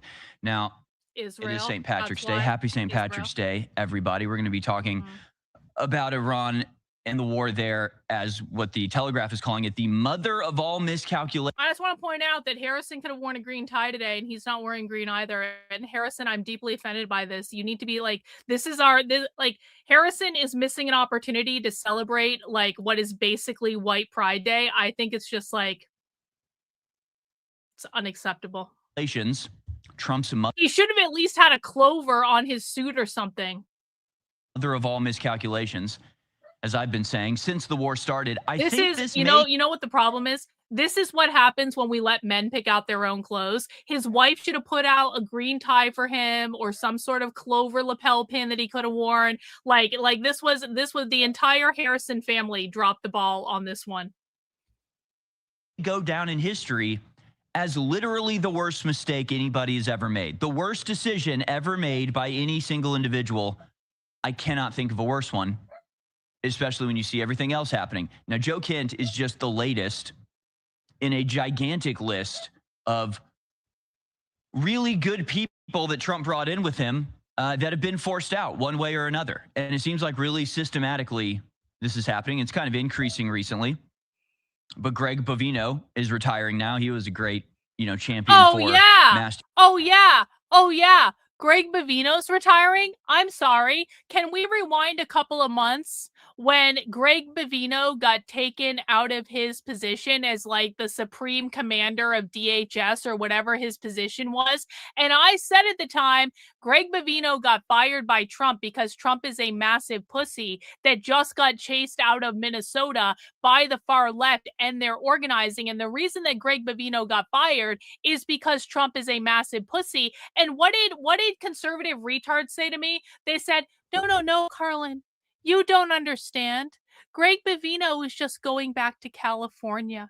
He just got reassigned. He didn't get fired. Why do you have to say he got fired? And then I had to very gently explain to conservative retards, because I'm fully convinced that conservatives do not have jobs at this point. Thus, they have no idea how this works. I had to say, Greg Bavino was allowed to save face and maintain his pension by leaving quietly and getting moved to a do-nothing position where he will sit for a little while until he retires. Does anyone remember me saying this a couple months ago when conservatives were like, no, Carl, why are you lying, Karlyn? Greg Bavino didn't get fired. He just got moved to a different position. I said, no, you retards that have never had jobs in your life. He's being allowed to save face so he can collect his pension for a lifetime of service, and he is being put in a do-nothing job for a little while, and then he's going to retire. And oh, wait, right now, Greg Bavino is retiring? Oh, imagine my shock. It's almost like I'm an industrial organizational psychologist that knows how this shit works. Deportations that we're not getting anymore. Obviously, a lot of the people working at the DOJ actually trying to get justice for the deep state crimes that we've been subjected to over the last several years, they've all been forced out. Ed Martin and others. Joe Kent is living now. I mean, Tulsi Gabbard and RFK Jr. are hanging on by their fingernails and just trying to achieve whatever they possibly can, despite all of the roadblocks, setbacks, and manipulation behind the scenes. I remember that, again, this is also nothing new. During the Operation Midnight Hammer in June of 2025, Donald Trump was asked by a reporter, who said to him, your director of national intelligence, Tulsi Gabbard, says Iran is not close to having a nuclear weapon. And Donald Trump responded to that person saying, I have other intelligence. That's wrong. Okay, so Tulsi Gabbard is the head of the ODNI, which is the office that sits on top of all of our national intelligence, right? It is the managing structure on top of the CIA and the NSA and all of it. So she has all of the intelligence that America creates. All of the intelligence, all the information gathered by our intelligence agents is funneled up to her. She said Iran didn't have a weapon. So where was Trump getting his information? It doesn't take a genius to figure it out. We know it wasn't from American intelligence. Gee, I wonder what intelligence operation was feeding Trump information that we have to go to war with Iran. I wonder who it could possibly be. Maybe we'll take calls. You can give me some suggestions. So let's actually just think about that. So Trump has been ignoring Tulsi Gabbard the entire time she's been DNI because Trump has been getting his intelligence from Israel. Isn't that nice? Isn't that nice? I'm lost here. I couldn't imagine where you could possibly be getting this information. Except it's exactly the same location where the weapons of mass destruction were sourced from in the Iraq War the first time, because, again, this is a cycle that we're going to break one way or another. Now, Trump is live with the president of Ireland because of St. Patrick's Day. I want to go to that. This was just about 5 minutes ago when he started taking questions. And, of course, the questions are about Iran. So I haven't seen this yet, but this is Donald Trump in the Oval Office live just minutes ago. Let's watch. Hey, you know what? You have to call a spade a spade. At least Trump is wearing green. There's a thing of clovers on the table there. At least Trump is properly celebrating White Pride Day. Have you made, Mr. President, in getting America's allies to assist the U.S. in escorting those oil tankers through the Strait of Hormuz? Well, we don't need too much help, and we don't need any help, actually. In fact, we just put out a notice. I was watching over the last couple of weeks, and all of our NATO allies were very much in favor of what we did. They thought it was very important. We were just discussing it, actually. Very important that we take out the nuclear threat from Iran, and we've done that very strongly, very powerfully. We've wiped out their Navy, wiped out their military in every aspect. Their Air Force is now decimated. They have no Air Force, no Navy. They have no radar. Their radar is entirely gone. Their anti-aircraft machinery is gone. Everything is gone. Their leaders are gone. I guess one of their top person was, they say, a lot of people say their actual top was killed yesterday, along with somebody else. Does anyone actually believe that Iran's entire military is gone and they have no more military left and all of their leadership is gone and everything Iran has ever had is gone and Iran is just nothing left but, like, you know, a bunch of people who totally support the United States and are totally going to overthrow their leadership? Oh, I'm sorry, we killed all their leadership already because Trump just said so, and they have no military left. And does anyone actually believe that?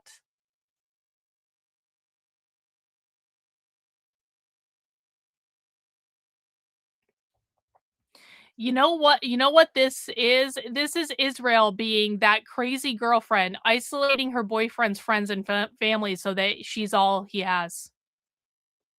That's exactly what this is. That's it. This is an abusive fucking relationship. Trump is in an abusive relationship with Israel, and we are all the children sitting here in the house saying, "What the fuck are you doing?" And Trump refuses to leave.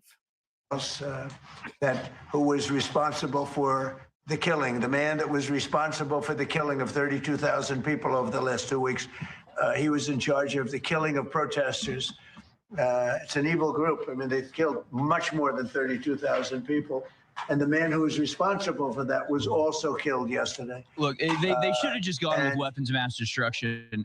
This whole selection of different excuses, it's not working out.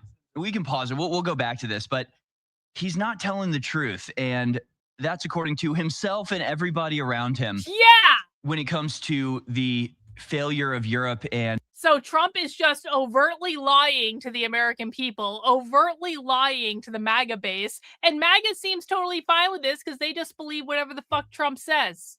the NATO allies to come help us. Yeah. Remember when we watched that Jonestown documentary? This is like the Jonestown documentary. The people in the Jonestown documentary believed everything Jim Jones said and did everything they told him to, or he told them to, up to drinking the fucking Kool-Aid. Except the Kool-Aid in Trump's case is red, for the raspberry one, which is actually really good Kool-Aid. Raspberry Kool-Aid is one of the best Kool-Aids, but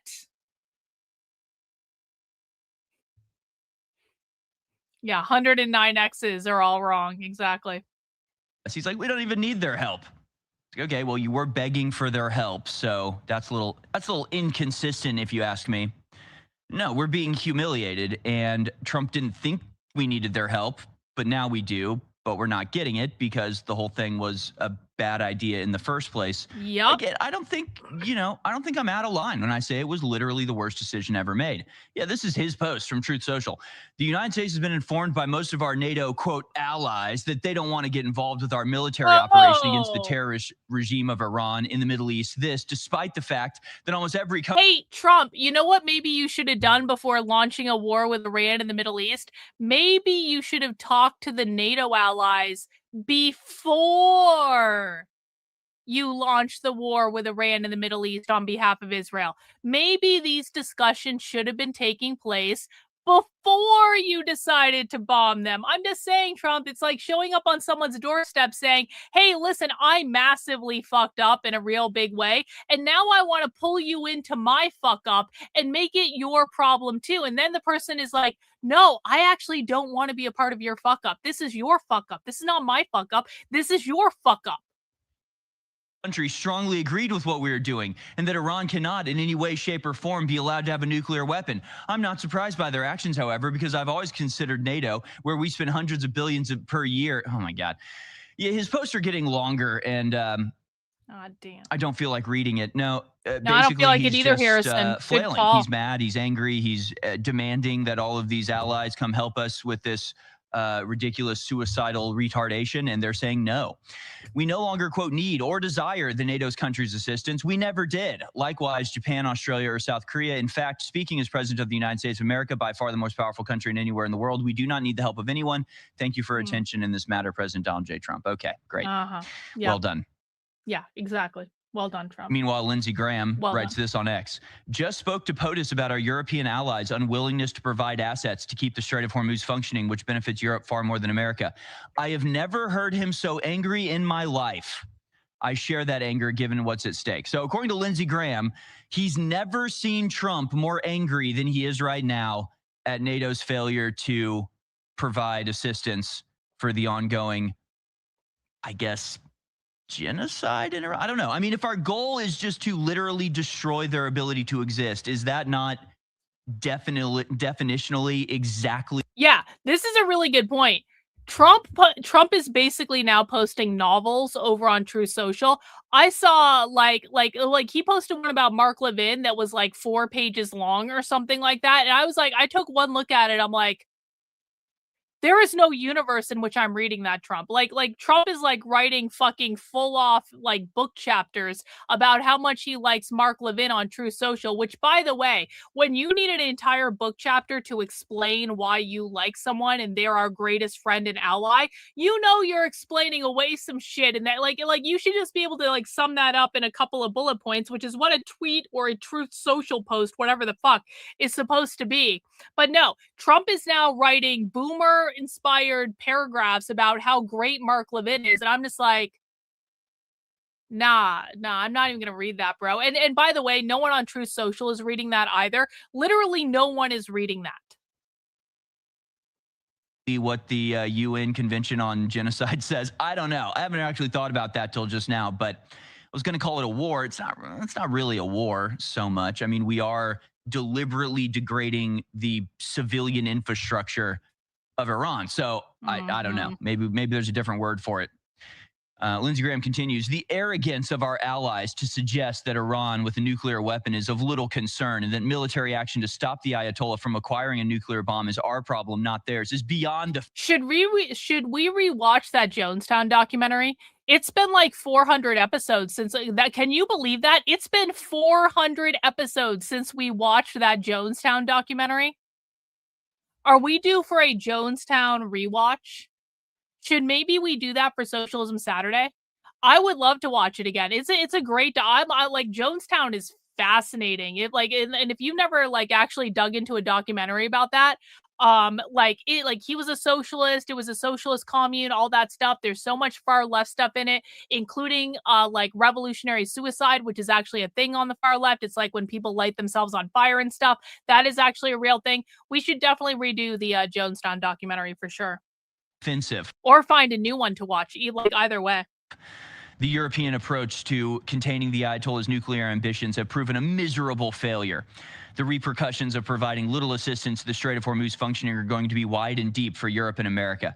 I consider, well, then you shouldn't have, started a war then, idiot. Like, this is the thing. Yeah. It's so crazy. It's so crazy. However, put it out on X today. I'm not sure if this is the best analogy or metaphor, but it does feel like, especially on the right wing and in the Republican Party, it's like we're the battered wife. It's like we're the wife who every night the husband goes out and cheats on us and then comes back and beats us black and blue. And then when we complain about that, everybody around goes, but divorce is so painful for the children. Yep. Are you really, you're going to do that to the children? It was a good analogy. You're going to do that to them? And it's like, it's not our fault that we've been betrayed. It's not our fault. Not our fault. That we keep being abused.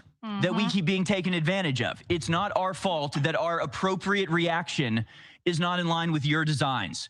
It's your fault for doing this. I was arguing with 99mm on X and what he was expressing is very much the establishment Republican talking point right now that you're seeing on mainstream media and everywhere else, which is like, oh, you're just going to let the Democrats win? They're going to flood the country with migrants. And it's like, oh, well, then I guess Trump shouldn't have gone to war with Iran then, huh? Yeah, I guess that was the mistake that was Harrison. made. I fucking love this guy. That's the person that you should be mad at.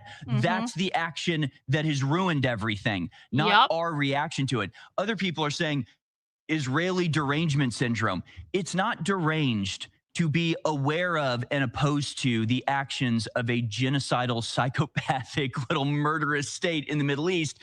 Movie nights on Sunday night at 8 p.m. are in the supporter Discord. Movie nights on Monday night at 9 p.m. are in the supporter Discord. But like everything else, we just do on the channel. So it would be out here. I'm not talking about watching the Jonestown documentary in the Discord. I'm talking about watching it on a stream.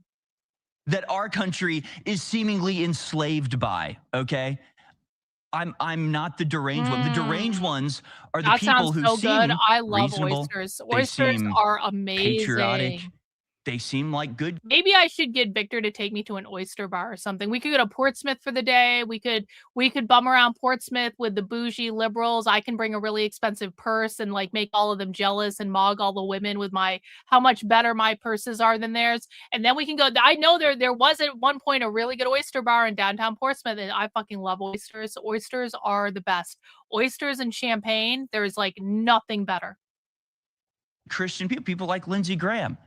All of a sudden Israel comes up and they keto do. too. They become deranged. I don't know what it is about Israel. I'm not like emotionally, compelled by Israel one way or the other. I just don't like evil people doing evil things. I especially don't like them doing it under my flag. So I'm going to oppose that because I have an obligation to as an American in a Republican system in which I am at the end of the day part of the people that are responsible for the actions of our government. So I'm going to oppose it. And my opposition is going to be as loud and vociferous as the evil is. Okay, so that's just how it is. But it's not emotional for me because I don't really actually give a damn about Israel or the Middle East at all, only when America gets involved. But these people, the topic of Israel comes up and they go from, look, we all got to work together and just make things. We're all Americans at the end of the day to nobody's innocent in Palestine. Yeah, Starve exactly. the children. Exactly. Bomb them to death. Starve the Show children. me videos of it. I love it. Send me more. Yep. Right? That's It's deranged. You people Yes. are deranged. Okay? And us sane, normal, loving, actually human people are going to oppose you at every pass. And we're going to win at the end of the day. And Joe Kent is one of them. So God bless. We're going to win. We're absolutely going to win because the demographics are in our favor. The only people who support Israel are old people. And I'm not saying all old people support Israel.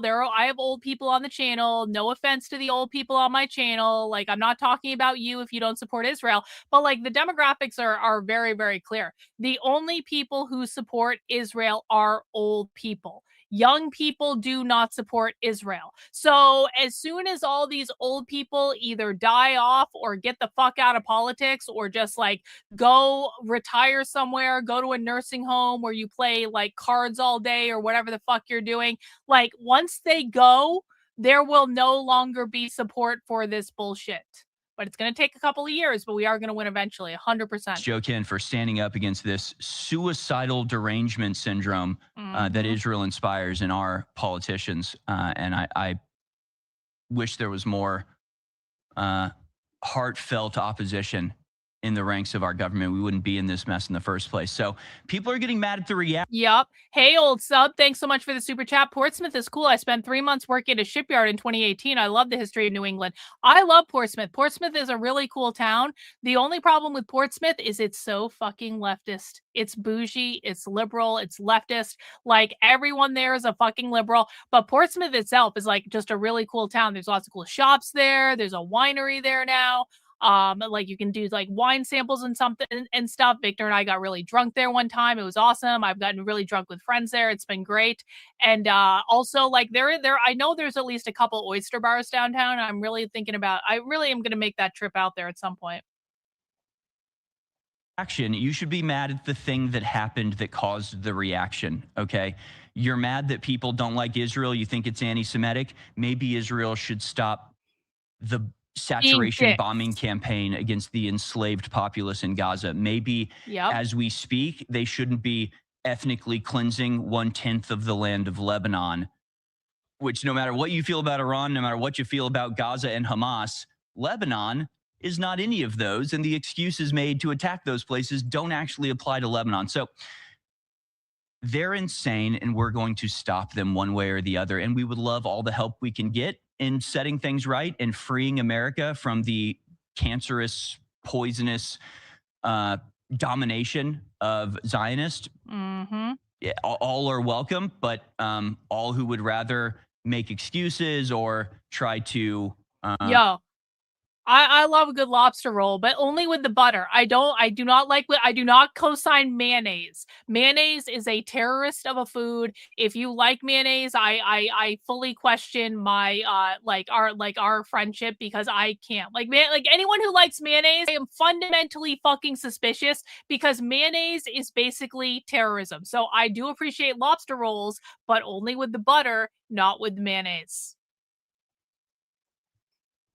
work with these people, you're the enemy. So that's just how it is.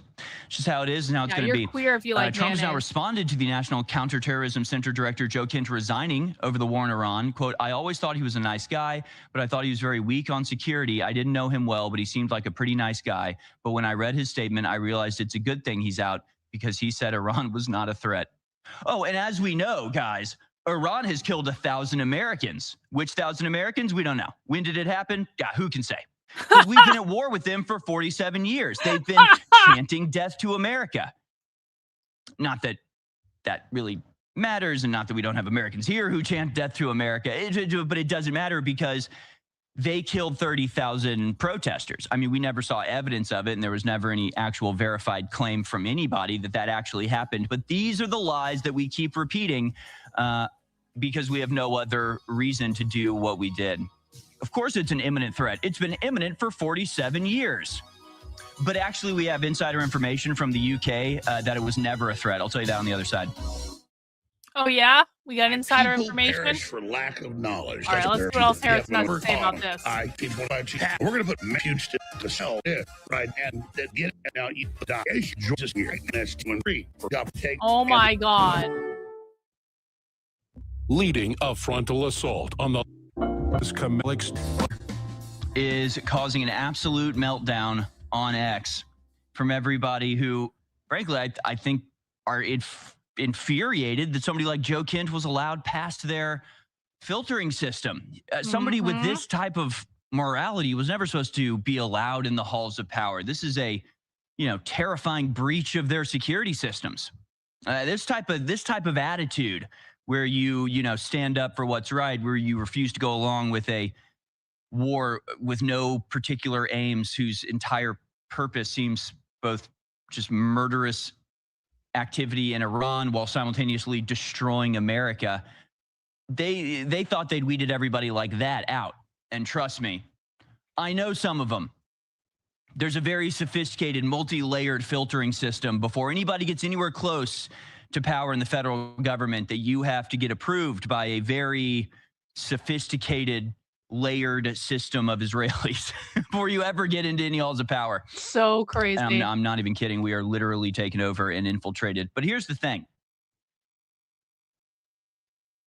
It's been this way for a long time. We have been in this situation for the last 40 years at least. I mean, hell, you don't get into the first Iraq war without this system already being in place. So the fact that it is now sort of being forced out into the open, being exposed in a way that it never had, this is a victory in and of itself.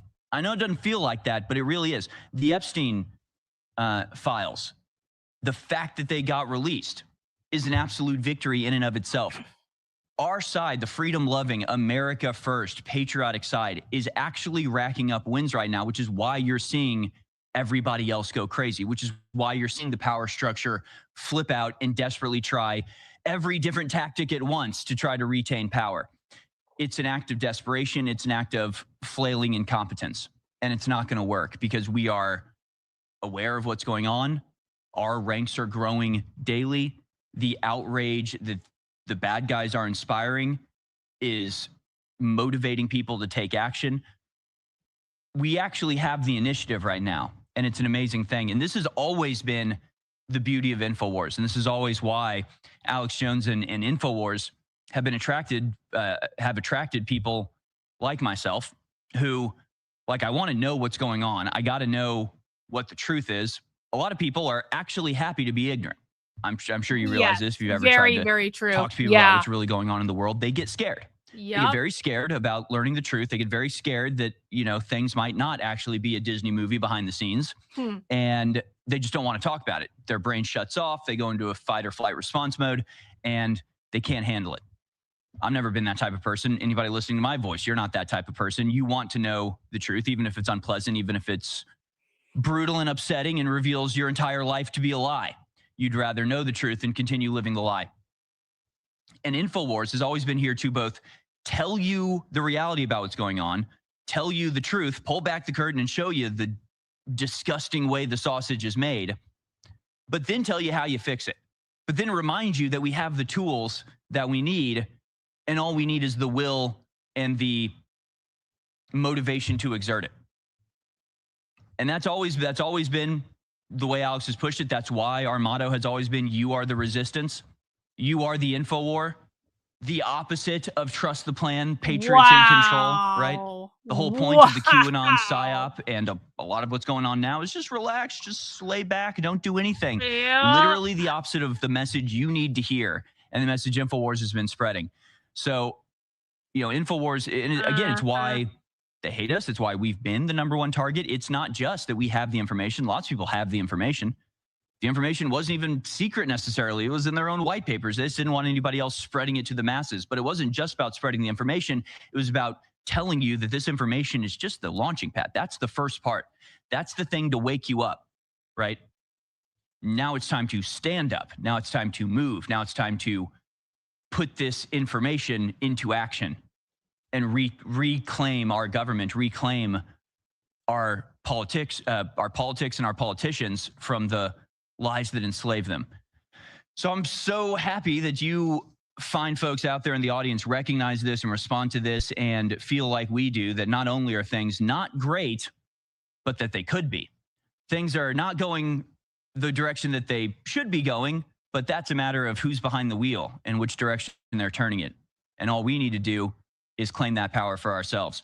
So I understand why some people are upset that Joe Kent has left his position, but I think it's a powerful move of protest that is having a very powerful effect on the way, this whole thing's being interpreted. Again, Joe Kent is not a radical. He's not an extremist. He's not a lefty.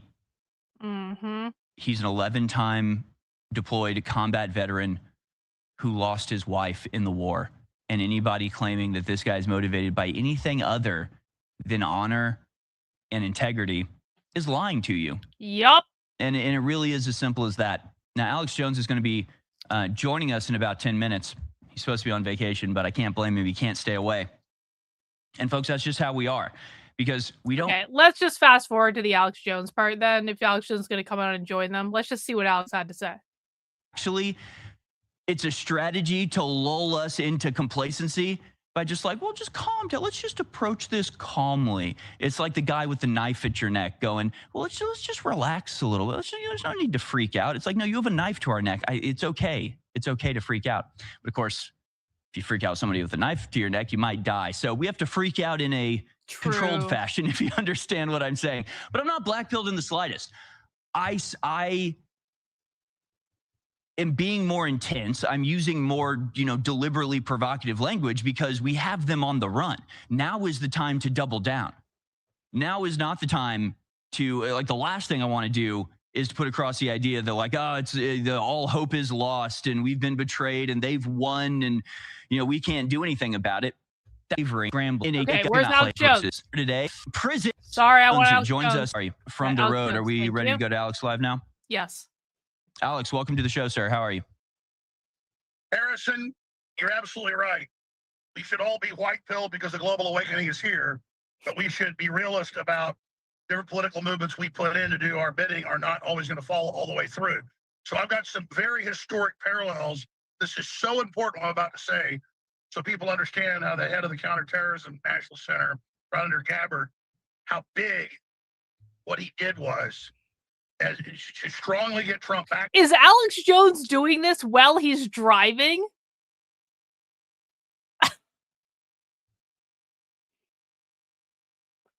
This is dangerous. Don't ever do this shit. On course to basically say there's been an Israeli coup over foreign policy.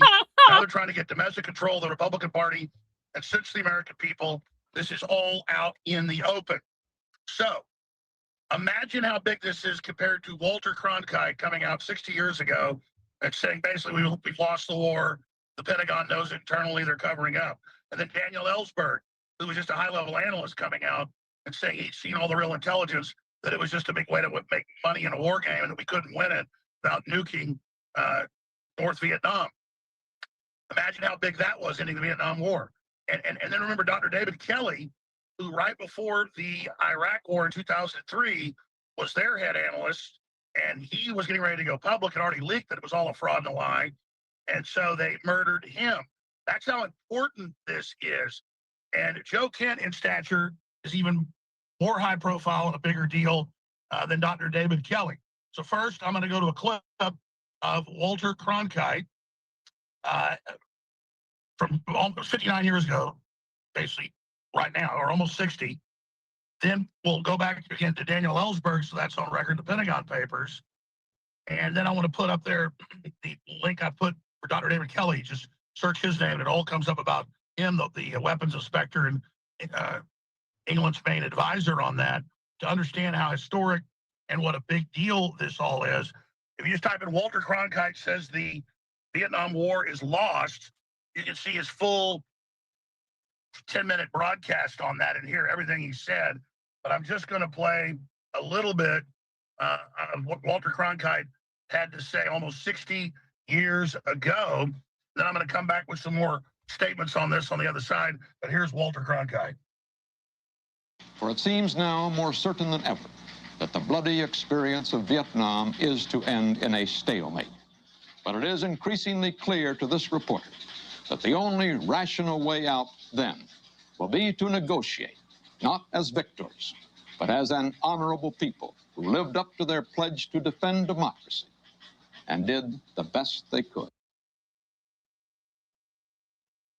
And then again, Cronkite goes on to basically break down the Pentagon had lied to everyone. And when we post this to X later, I'm going to ask Wilson to post. Alex Jones is driving minutes, while holding his phone in front of newscast in there, so people can get the full context of that. Then Daniel Ellsberg comes out and confirms he'd already been leaking information. Official Pentagon reports this was going on. Now, instead of us having to be in Vietnam for many, many years before the truth came out, the Office of National Intelligence, 16 other agencies, including the one that Kent headed up, 11-time combat veteran,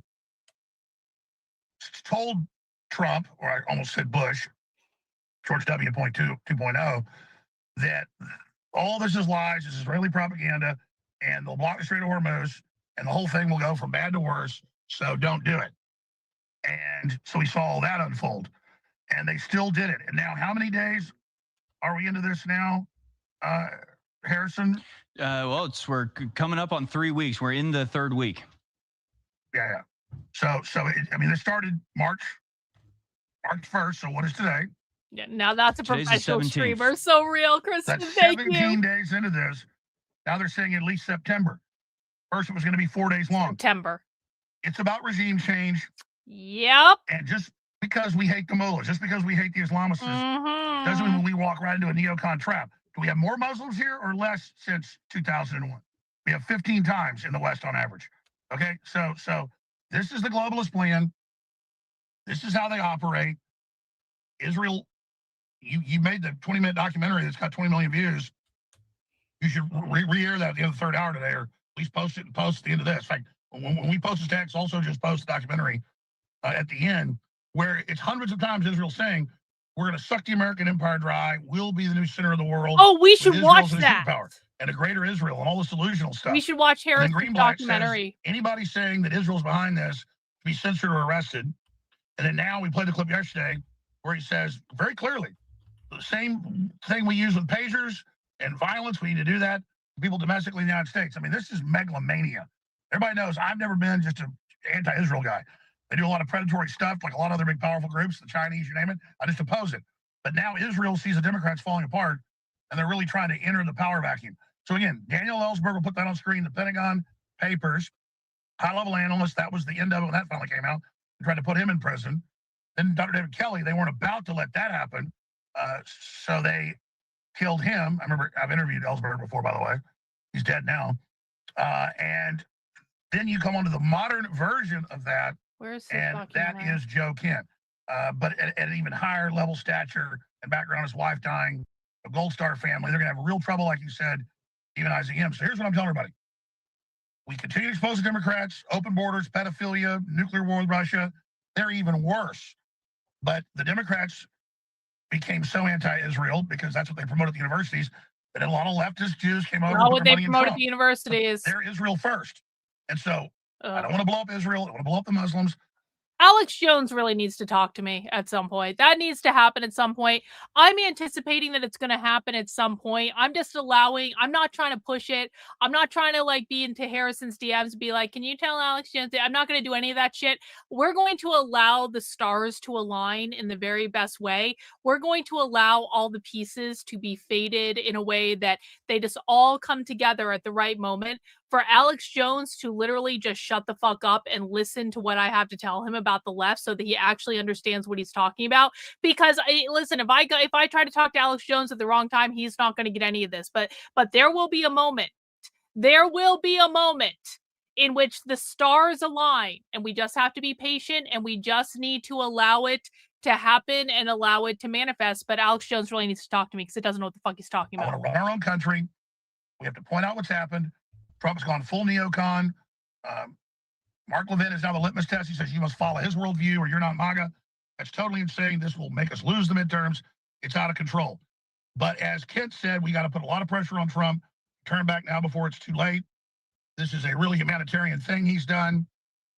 And you know, I bet money Gabbard's getting ready to go out. General Flynn's no fan of the mullahs, but he is all about us running our own sovereignty. I got that documentary. We're going to watch that. If America really decided to go take out the mullahs, that's one thing. But don't sleepwalk us into this situation. But I'm going to say this. Everybody should be white-pilled. It's been awake for a long time because the red pilling worldwide, not just here, is at record levels. And so these globalists can play their old games and be above the law, but the court of public opinion, they're being destroyed. Their systems are falling apart, and half the fraud, waste, and abuse, over $1 trillion has been cut. A lot of good still being done by Trump. We just have to look at it, put major pressure on Trump where he's bad, support the good appointments where it's good, and build up towards the midterms to get more patriots into government, more people like Ed Martin into the Justice Department in the future. You know, Ed Martin doing a great job. Everything he did got killed by Todd Blanche. So the first 6 months was great. They kicked out Elon. That was the beginning of the end, beginning of the collapse of this thing. But regardless, folks, the fight goes on. It's the Democrats trying to work to get us off the air right now. Todd Blanche just killed the investigation. Yeah, don't drive and stream. So exactly, Rutu. Right, thank you. Appreciate it. InfoWars is set to be shut down. We're fighting to stop it, but it looks like we can't. April 15th or so, they're really turning off the internet, turning off everything. The U.S. Receiver failed in federal court with all the fake auctions and crap, but now it's the state receiver with the same judge that ran the show trial.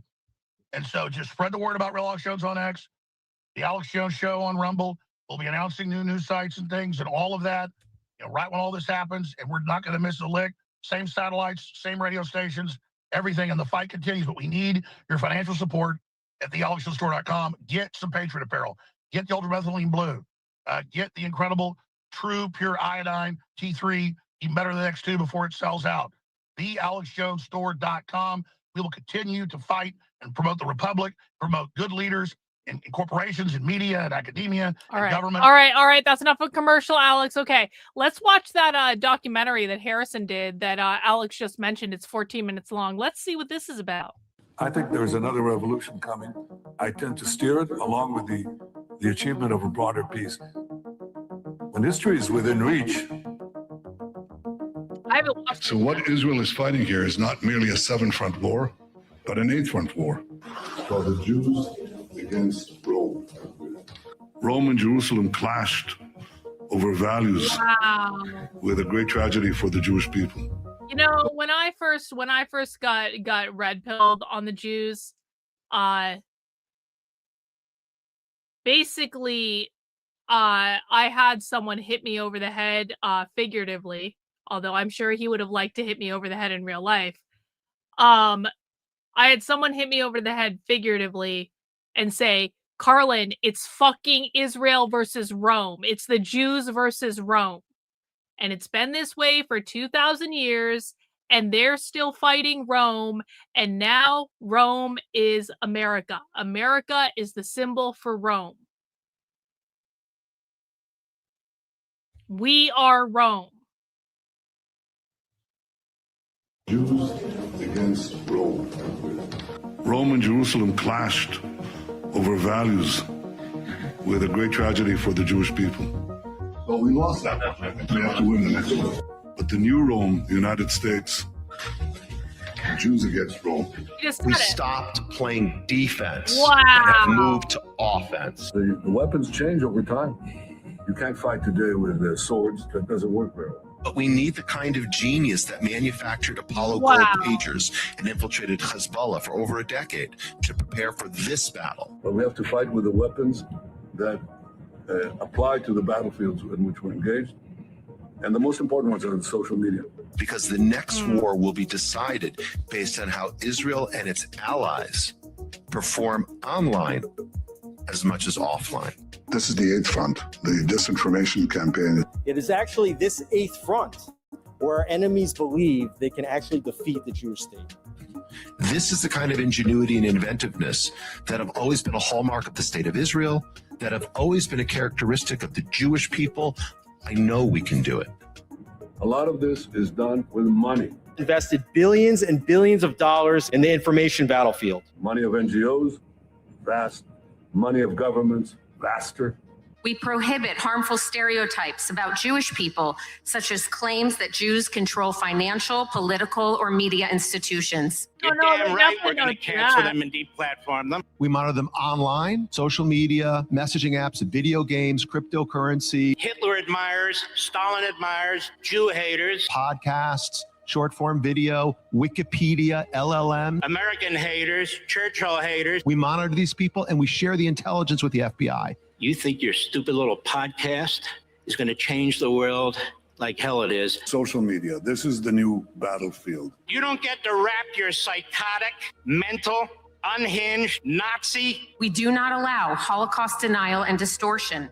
And the most important purchase that is going on right now is TikTok. TikTok, number one. For every 30 minutes that someone watches TikTok, they become 17% more anti-Semitic. So you have TikTok just smashing our young people's brains all day long with video of carnage in Gaza. Because anything that we try to say to them, they are hearing it through this wall of carnage, and I sound obscene. Anti-Zionism is just Jew hatred. We made a change. We updated our policies to designate the use of the term Zionist to recognize that the term Zionist as a proxy for a protected attribute can be used as a proxy for Jews and Israelis. As hate speech. Why can't Israel be doing some sort of, counterintelligence? Right now, the ADL is co-writing Sunday school curriculum. Information warfare like this. It's building the technology to train the LLMs more effectively. Like psychological operations in America. As part of a robust framework to combat anti-Semitism, we have industry-leading policies designed with the safety of the Jewish community in mind. You're right, we control the media. So what are you going to do about it? You're going to bitch on Twitter, like, okay. Meanwhile, we're going to control more of the media. And working with OpenAI, with Alphabet, with Anthropic, with Meta, with Microsoft, we are working with them now to train the LLMs. We also have, I think, over 24 Jewish organizations that are constantly feeding us intelligence and information. So number one, we measure and track. Number two, we monitor and disrupt. We have a whole apparatus. I have 40 analysts working full-time, 7 days a week, 24 hours a day, monitoring extremists. Monitoring campuses, digital networks, activist groups, and public officials. We have several PhDs on staff. We have a network of academics and scholars we work with around the country. I've talked to the leaders of AI in the world, and you ask yourself, there's so many blessings in this, but there could be a curse. First thing a country needs to do is to unify all of their data so it can be consumed and used by the AI model. We need to invest in intelligence to understand who are the anti-Semites, who's funding them, what's their plans, who are the leaders. And then once we have that, we can define who is an enemy we can attack. You have to take all of your healthcare data, your diagnostic data, your genomic data. We have to take all of this data we have in our country and move it into a single, if you will, unified data platform. Once we have all this information, we need to empower and mobilize an ecosystem of many organizations that we can incentivize them to work together, to share, and to fight against our common enemies. Mobilizing millions of people, of allies that are quietly by our side. Citizens will be on their best behavior because we're constantly recording and reporting everything that's going on. You know, anti-Semites, most of these people running around, we're not going to win their hearts and minds because they don't have hearts and they don't have minds. So, how are we going to, there's no reason to think we're ever going to convince them, but we can deport them, we can put them in jail, we can make their lives miserable, we can cut off their funding. You've got all these conspiracy theorists online going on and on about how, if you try and say anything, if you try and do anything against Jews, they're going to come after you.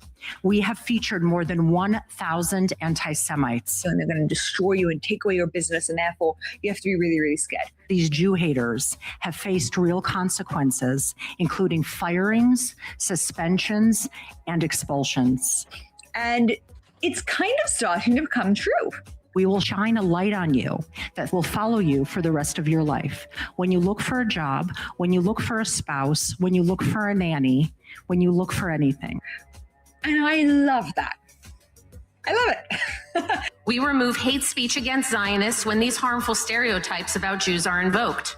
In the past 12 months, ADL's filed more lawsuits than the prior 112 years. Over the weekend, I received concerning news that I was being sued for $5 million. Vicious, communist, racist, Jew-hating, Israel-bashing monster. Defendant frequently posts anti-Israel rhetoric accusing Israel of controlling the United States and its politicians. We at the ZOA will fight these dangerous and monstrous lies with all of our hearts and souls. No appeasement, no conciliation, only a war against this racist hatred of the Jewish people.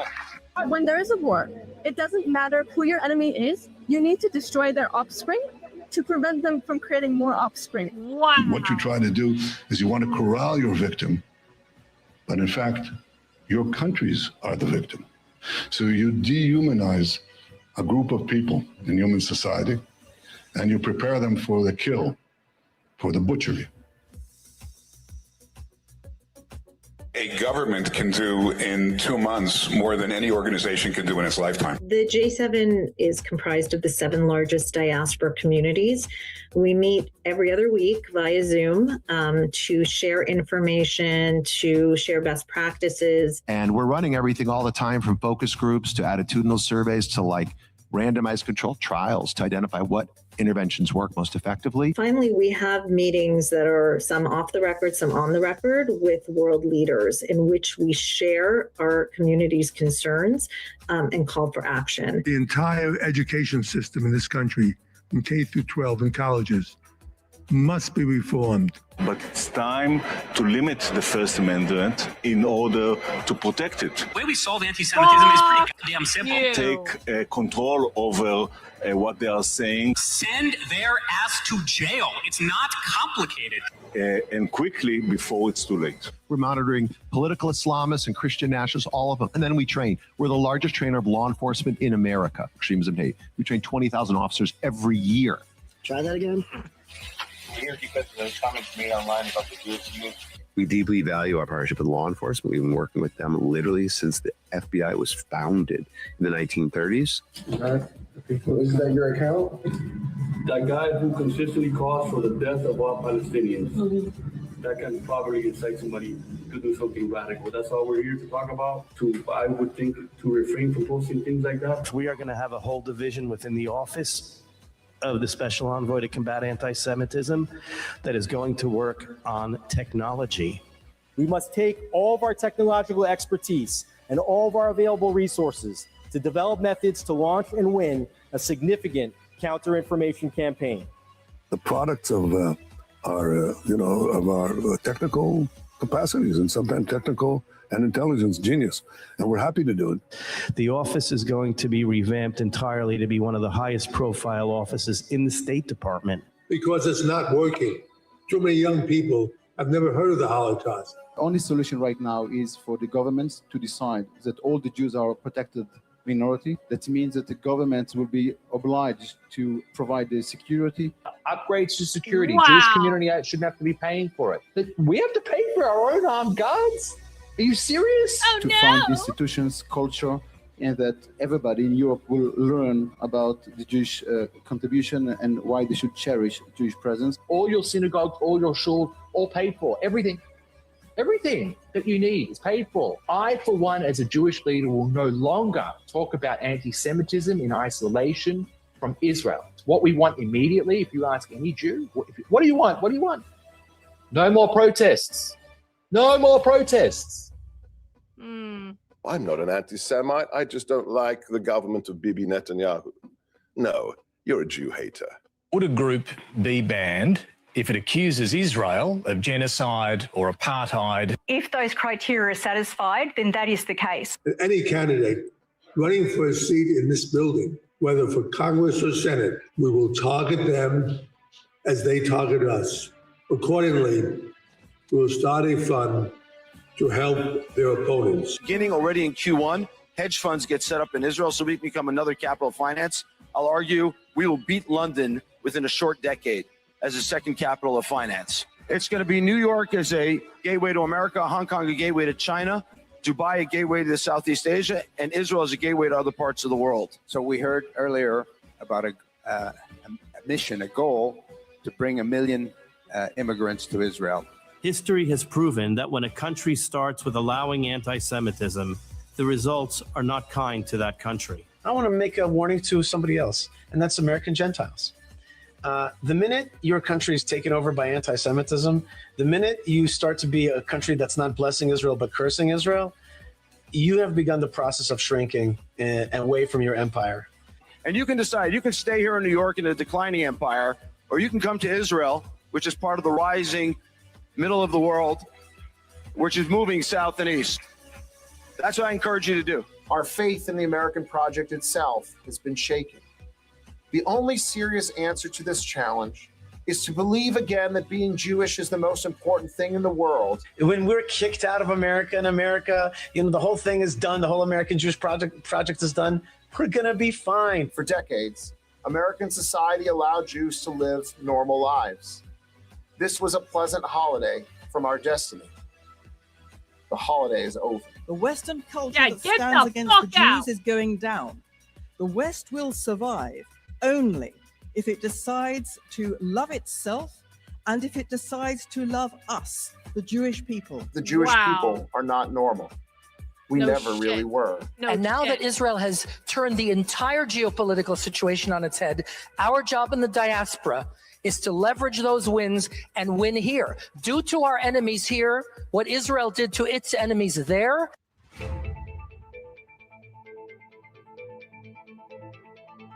And to the world, I say this: history will not remember those who merely denounced hatred in polite language. History will remember those who acted. This is a small bunch of wannabe Nazis. That's what they are. Anti-Semitism is pure evil. If we have to hunt you down the way they hunted down Nazis for decades, we will find your identities. We will find you. We will achieve justice. I think we're at the cusp of a new age, because I think that we will achieve the expansion of peace. I think that we are in a new age because I think that the possibilities of technology, with their risks, especially in AI, but with their positive benefits, are enormous in every field. I mean, from agriculture to health to transportation and I think that we are together. We can lead this and become not a secondary power, but a primary power. Wait. What did that disclaimer say? Hang on. What did it say? What did that say? This is a work of political art. The videos presented are unaltered depictions of powerful and influential members of the Jewish community in their own words. They are, however, stripped of context and arranged in order to convey ideas not necessarily intended by the speaker. My intent is not to misconstrue or to deceive, but to express a higher unstated truth. Nor is it my intent to cause hatred towards anyone, but rather to illustrate how the most hateful people in the world occupy some of the highest positions, and how they are deliberately manufacturing and weaponizing hate to silence opposition, consolidate power, and divide humanity for their own ends. All videos featured are publicly available, and I encourage you to watch them in full. All right, well done, Harrison. Well done, Harrison Smith. Well done, Harrison. That was fucking infuriating. I've had that on my list to watch for a while, and I just had never gotten around to it. And you know what? Again, this is an instance of the stars aligned today. It was the perfect day to watch it. That's great. That's great. Fuck these people. And yeah, that's how I feel about it. Hey, want to watch Owen? Let's watch some Owen. Owen, is that green? Yup, that is. You know what? Now that I have my sunglasses off, Owen is wearing green. See, I knew I could count on Owen to wear green, celebrating White Pride Day. All right, let's tune in and see what Owen had to say about all this. Ladies and gentlemen, it is Tuesday, March 17th, 2026. Here's what's coming up on the Owen Report today.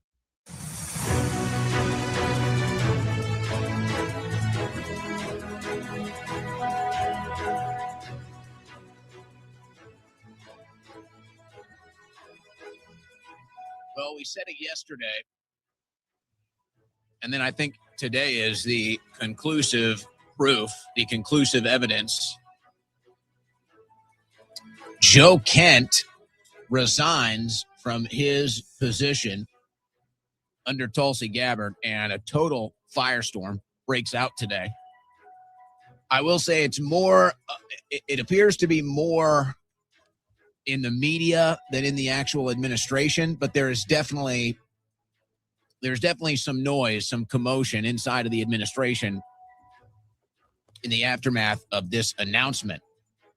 But what was it we said yesterday after last week and then this weekend and today, just again, total confirmation. The MAGA divide, the MAGA split, it's complete. It's over. Mm-hmm. It's done.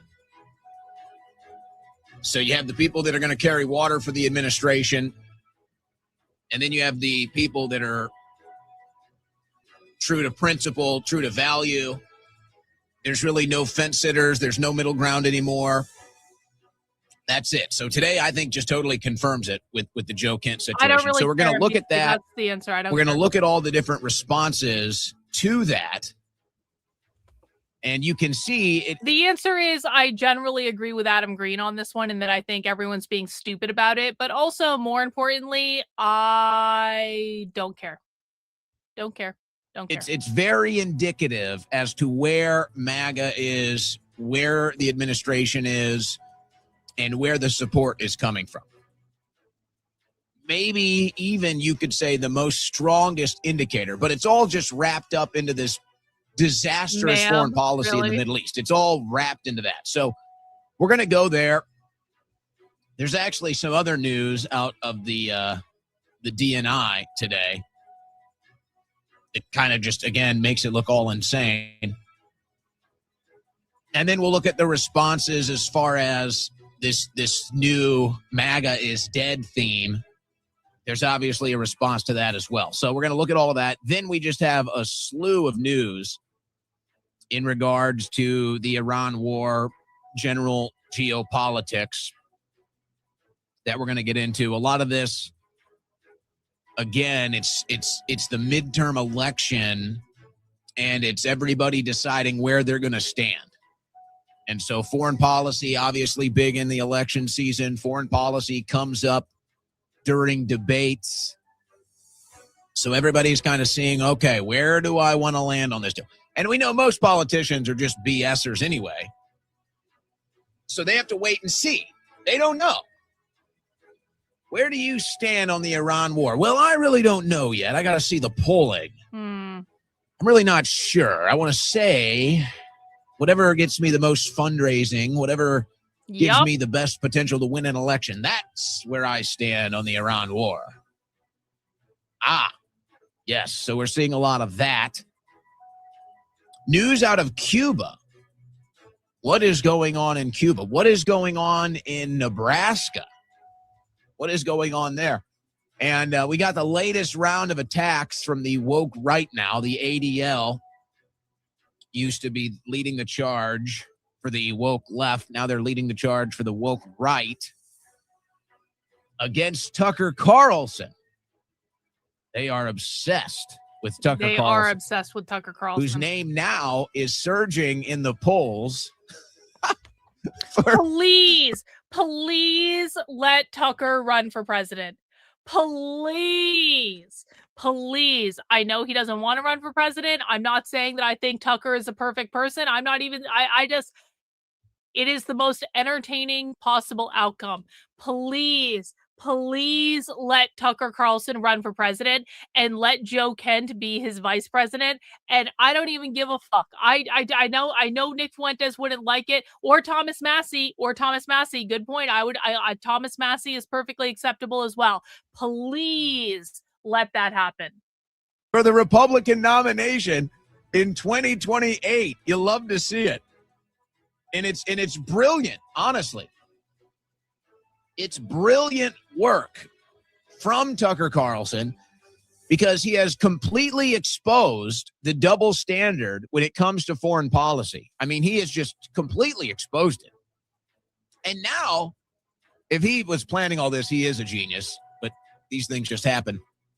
And now, if he was thinking about getting into politics, if he was toying with the idea of running for president, this whole gambit that he's been running in the last couple of days in regards to the foreign influence issue, it's given him a nice surge in the polls. It's a surge in the polls that Donald Trump must be jealous of. This news update was brought to you by OwenSchroyer.store, the official site for Owen Report merchandise. All right, guys, I want to tell you about a new sponsor. That is Silence, slnt.com/Owen, slnt.com/Owen. Silent. No, we are not listening to the sponsor. WDeets, thanks so much for the channel membership, bro. Really appreciate that. Thank you. Because they have copy back. And any question, look for a fitness. He lost the I paused it. I was like, why isn't any bag company sponsoring my channel? I need to get sponsors. I need to get like cool sponsors for like purses and whatnot and skincare products. And I feel like I would be an excellent sponsorship for a skincare product. I'm gonna. Do you guys know?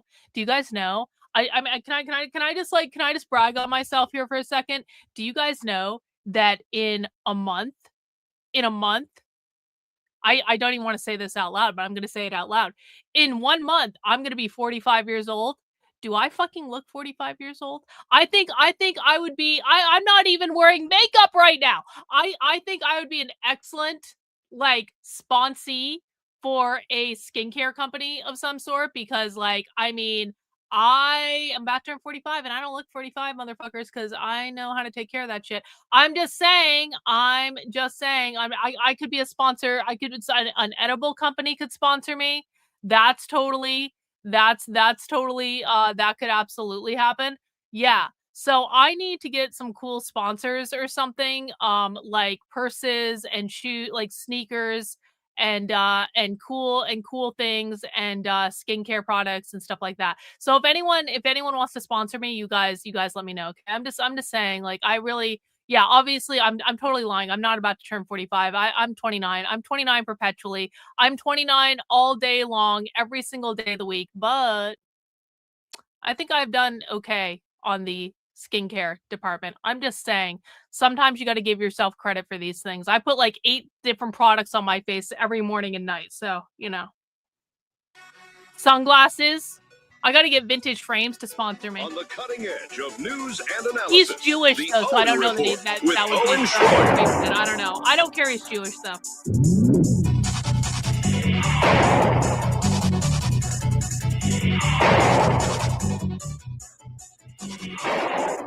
I like the music. It sounds like a video game.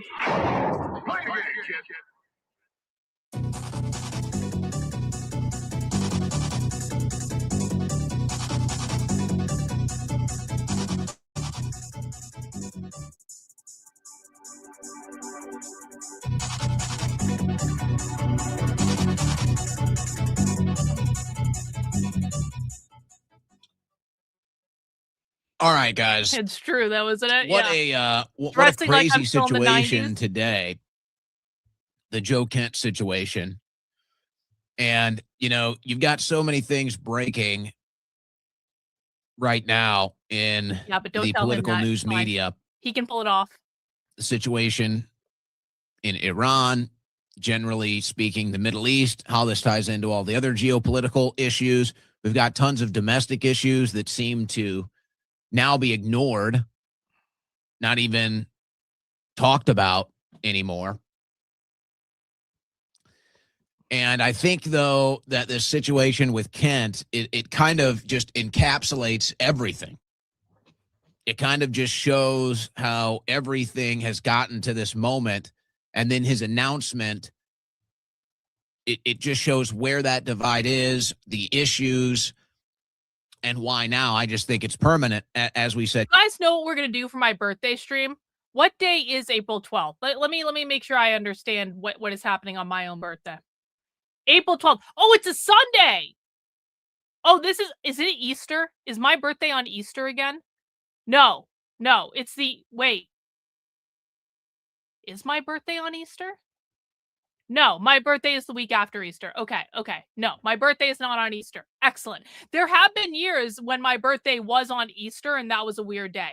Okay, so do you guys know what we're going to do on my birthday? Here's what we're going to do. April 12th. And I want everyone to have their super chats ready. I want everyone to save up their extra big super chats for my birthday stream, which is on April 12th. I will do a stream on a Sunday. We are going to do a full day fucking epic marathon of this series I found called America that was out in 1987, which is basically about like the Soviet Union running America or something like that. It's some sort of 80s TV show about like what happened if like the Soviet Union won and we were all communist and shit like that, or it's something to that effect. I don't know exactly what it is, but this has been on my list to do for a while, and I think this is a really good way to spend my birthday. We'll do a whole day stream just binge watching this shit. It's all on YouTube, so why the fuck not? That is the plan.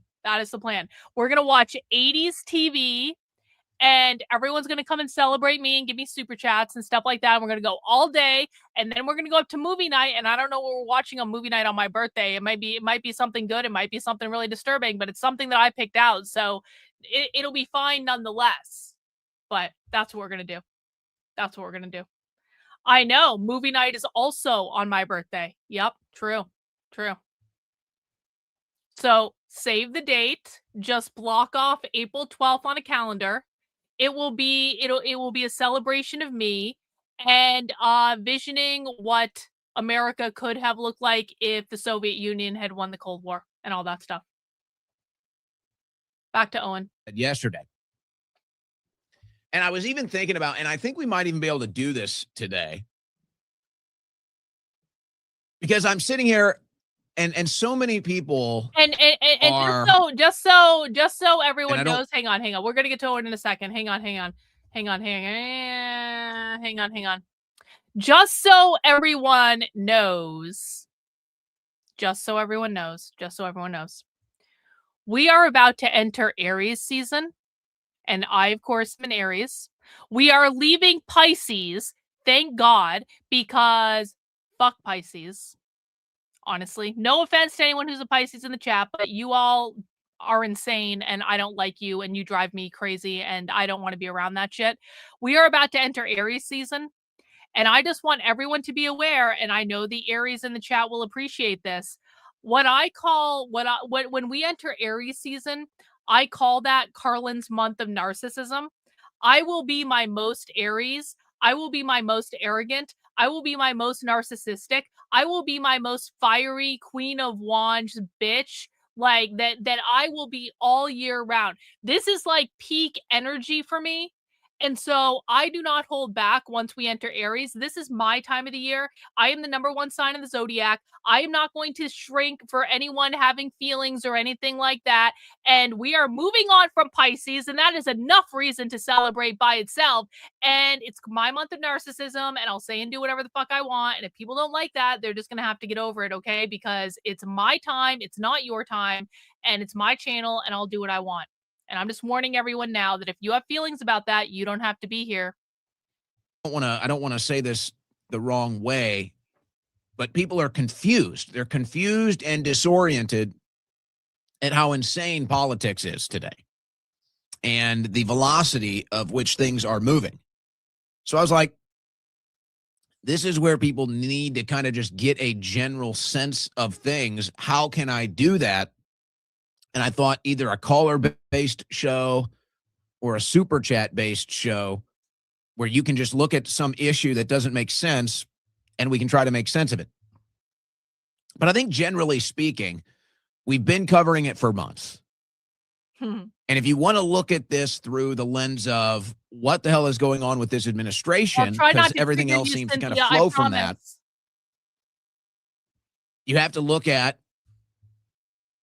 maybe even politics, how it works out. Second-term presidents, that's usually the term where they start to betray their voters because they don't need to win another election. That's it. You also have the fact that I think Trump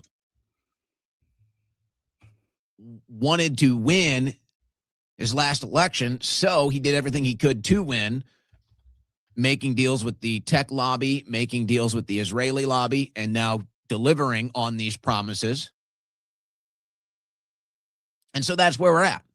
So the Israeli lobby, the tech lobby, the donor class, the military industrial complex, the neocons, these are the people running the show.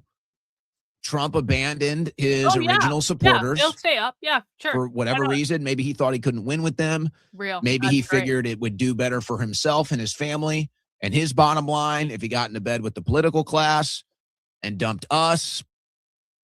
Maybe he's right about that, but we can see where the administration is going. And I think the situation now with Kent just shows mostly what we talked about yesterday with the media divide, the right-wing divide, the split, the breakup, what have you. I think it's also worth mentioning because a lot of people are wondering, where is Tulsi Gabbard in all of this? Why isn't Tulsi Gabbard resigning? And I think we've answered this before, but since it's back today, my understanding is Trump cut a deal with Gabbard for her to endorse Trump. Now, they may have had some policy agreements. They may have had some foreign policy agreements, and maybe that's why it ended up working out at that time. But the deal was Tulsi would give Trump an endorsement, but Trump would put her in charge of one of these cabinet positions. Yep, true. Now, I don't know if they decided it was going to be the director of national intelligence or not. Ultimately, that's where she ends up.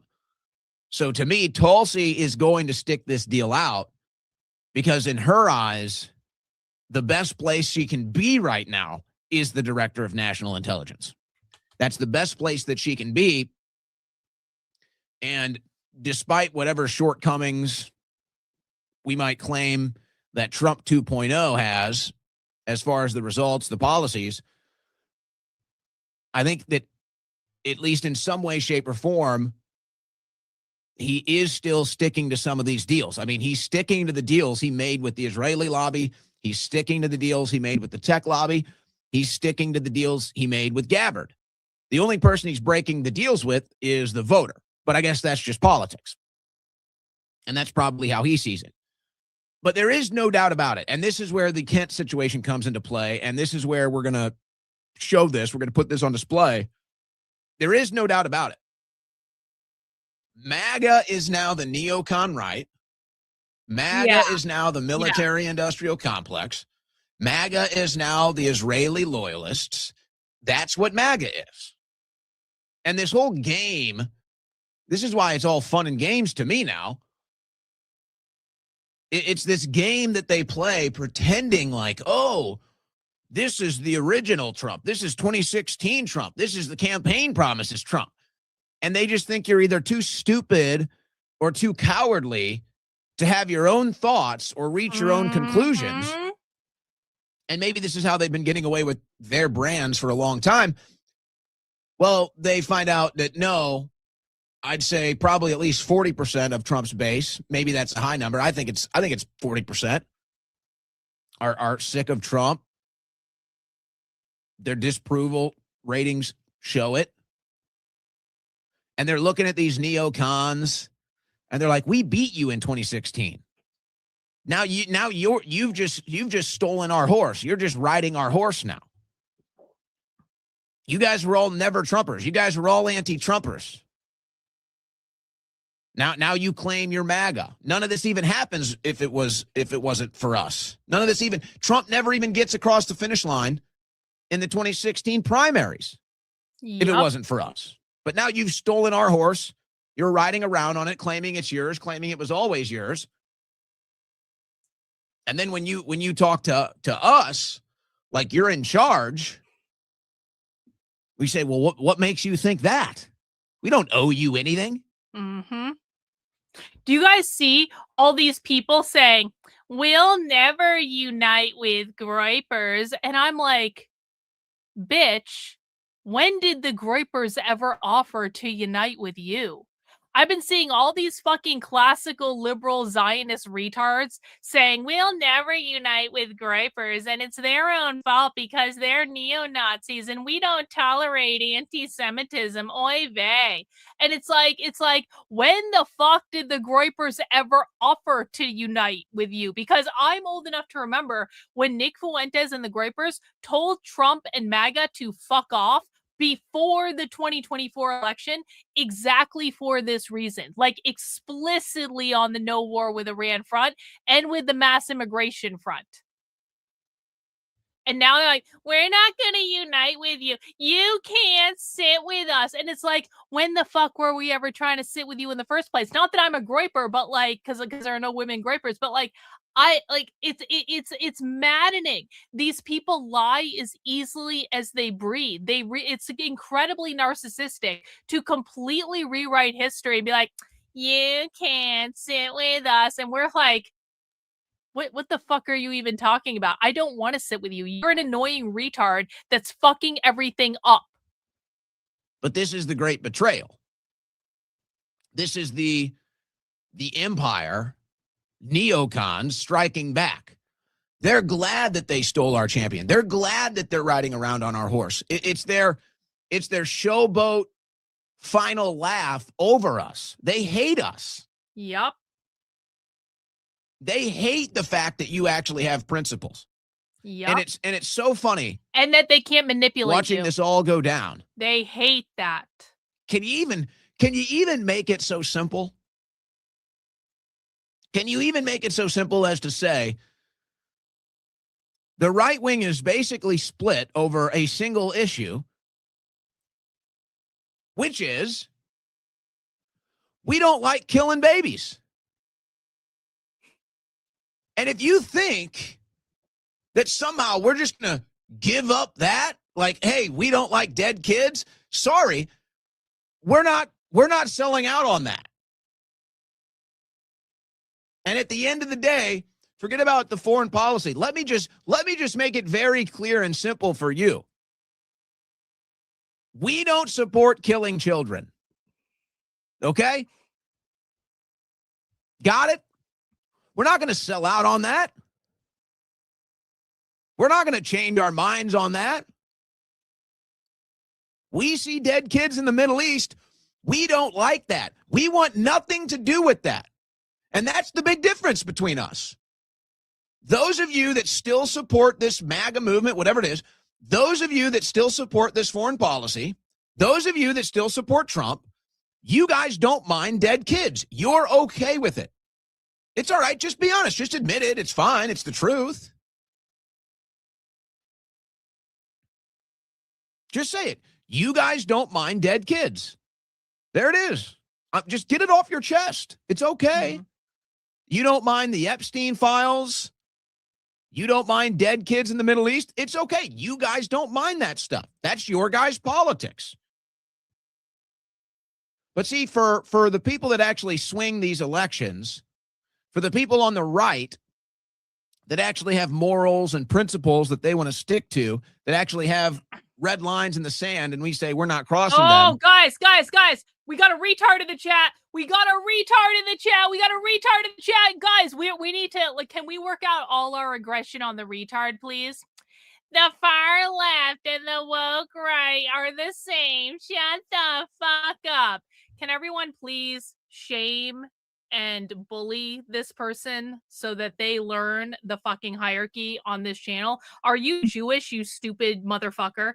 Do you know where you are? Do you have any fucking clue what you're that anyone the woke right are the same as communists? Like how fucking stupid are you?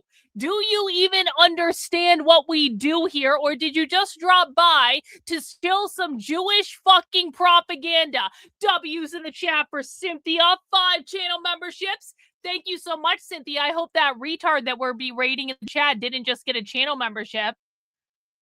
I hope that retard didn't get one. Hang on, I still got their chat. Okay, it looks like we're still cool. They still don't have one. Can everyone please, can I get a round of retard icons in the chat right now for all the new channel members? We've got a very specific retard icon. Hey, Jaded, this video is just for you. I want you to pay attention to all the retard icons in the chat and pay close attention to this instructional video, okay? You take your top lip and connect it to your bottom lip, you will shut the fuck up. Sometimes shutting the fuck up is the best thing you can do. All right. Anyone who believes the woke right is a real thing is not smart enough to be on my channel. Anyone that believes that the woke right are the same as the far left, you are definitely not smart enough to be on my channel. Go back to your Zionist-funded narrative. We got more. Screaming about Israel, both far left and right retard. Literally sick of this shit. Then get the fuck out, you stupid son of a bitch. I'm so sick of this shit that I'm coming on your channel, which I obviously know nothing about, to shill Zionist propaganda and say, I'm so sick of it. Guess what, you dumb motherfucker? We're sick of people like you. You are the enemy. Get the fuck off my channel. Deported. Go away. To us, you know, you're not changing our minds. That felt good. That was some working out some feelings. You can't sell us on more dead kids in the Middle East. You can't sell us on no Epstein file arrests. Sorry. We're not buying.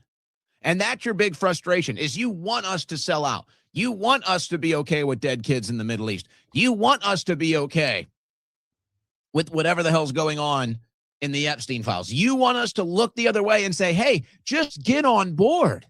What are you doing? We got to beat the Democrats. We got to beat the liberals. Sorry. We don't budge on no dead kids. Sorry. That's where we're at. No dead kids here. So if you guys are okay with the dead kids, then this is your administration. If you guys are okay with no deep state arrests and no Epstein files arrests, then this is your administration. And I say good for you. I'm glad you're letting everybody know where you stand. It's a very important moment in American politics now to see this last final stage, because that's what this is. This is the last final stage of the neocons. This is the last gasp of the boomer neocon establishment right wing. Trump is giving you everything you wanted.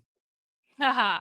Thanks, Deets. The rest of us are still suffering. The average American is still barely keeping their head above water financially. The school system is decaying. You know, everything that we are dealing with here in America that I guess you guys don't deal with or don't care about. But this is it. This is it. This is your last go. And it's really unfortunate for you that this is where you want your legacy to die. It's really unfortunate for you that you're okay with this being your final legacy of this generation of right-wing politics, just this generation of GOP conservatism. It's sad that this is your final legacy moment here. But that's it. That's for you. You guys can have it. And at this point, unfortunately, you're just making asses of yourself. You're embarrassing yourself. You're embarrassing the country. And you're just proving all the stereotypes about the right-wing boomer generation politics. You're just confirming all of them. And it's even worse after today. It's even worse after today. But I want to go back in time before we get into the news. And we look at all the different responses to Joe Kent today. Oh, wait. Oh, I forgot about this. Oh, this is always fun. We're up over $21 billion. We're up over $21 billion in the... that was yesterday. So actually, what do you think it is today? That's nice.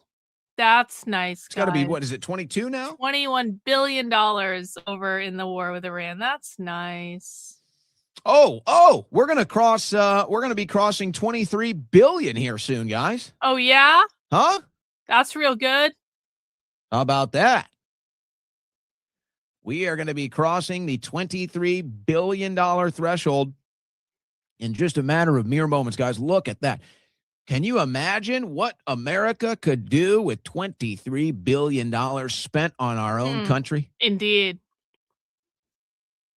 Could you imagine if we just decided to use $23 billion to actually help America? Yep. And spent it in America on American infrastructure and American people That'd and be American rad. jobs. Can you imagine? Instead, it's more blood and treasure spilled in the Middle East. You guys just can't help yourselves, can you? You just can't help it. So this is a longer clip that was posted on X earlier today. I just want to play the last minute of this because this is from last June. Just so you can see how far ahead of the curve we've been on this. Of course, this was me at my old desk. This is how far ahead of the curve we are. This is from June 17th, 2025. Listen to this from last June and think about where we're at today. Owen's look is clean. And this is why it's such an important issue The hair politically for our grown time. out. Considering everything Owen the was MAGA in. movement... Here's what's going on here. Owen was in the awkward hair growing out stage. I know this because I was in the awkward hair growing out stage for like 2 fucking years. And so this video, Owen's beard's getting a little out of control. This happens to my husband all the time. The hair is in the awkward growing out stage. And I think it's pretty clear that Owen has evolved in his look since then. And I think that that's good. Movement has done and all the ground we've gained in the last 10 years. So forget about the motives from President Trump. Forget about that part of the conversation. If Trump gets us into a war in Iran, the MAGA base will split. Yeah. The populist movement, the MAGA base will split. It will be fractured. It's very likely the Republicans will lose the House, probably the general in 2028. Yep, and what you're going to see true. Is the entire political alignment, mostly from a media standpoint, which does happen every election cycle, but it's going to be hyperspeed now. The entire political media landscape will be reshuffled and reorganized, and we will go back 25 years to the Bush years.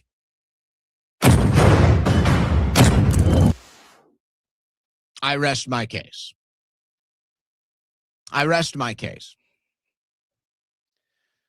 And before we get into the responses today, you know,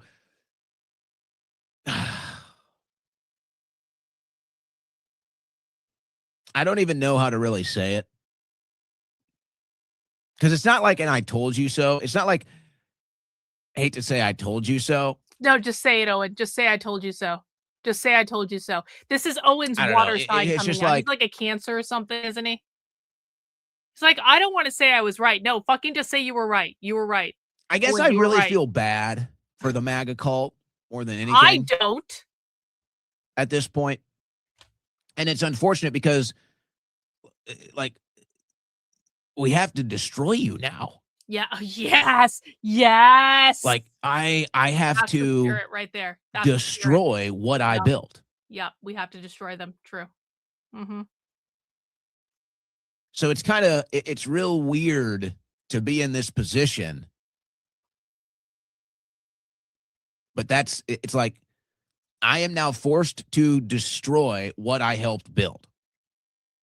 And I'm going to have fun, by the way. I'm going to enjoy it. Fucking awesome. Don't get me wrong. I've already crossed the threshold. I'm clown world ready. I'm ready to go into the turnstiles of MAGA clown world. Let's do this, baby. But at a certain level, it's kind of weird. It's kind of eerie to sit here standing over the movement that you helped build, which is not dead. It's already dead. It's died already. It's come back to life. It's a zombie now. It's a vampire. I have zero sympathy for anyone that still is in the MAGA movement, because you want to know why? These people are insufferable.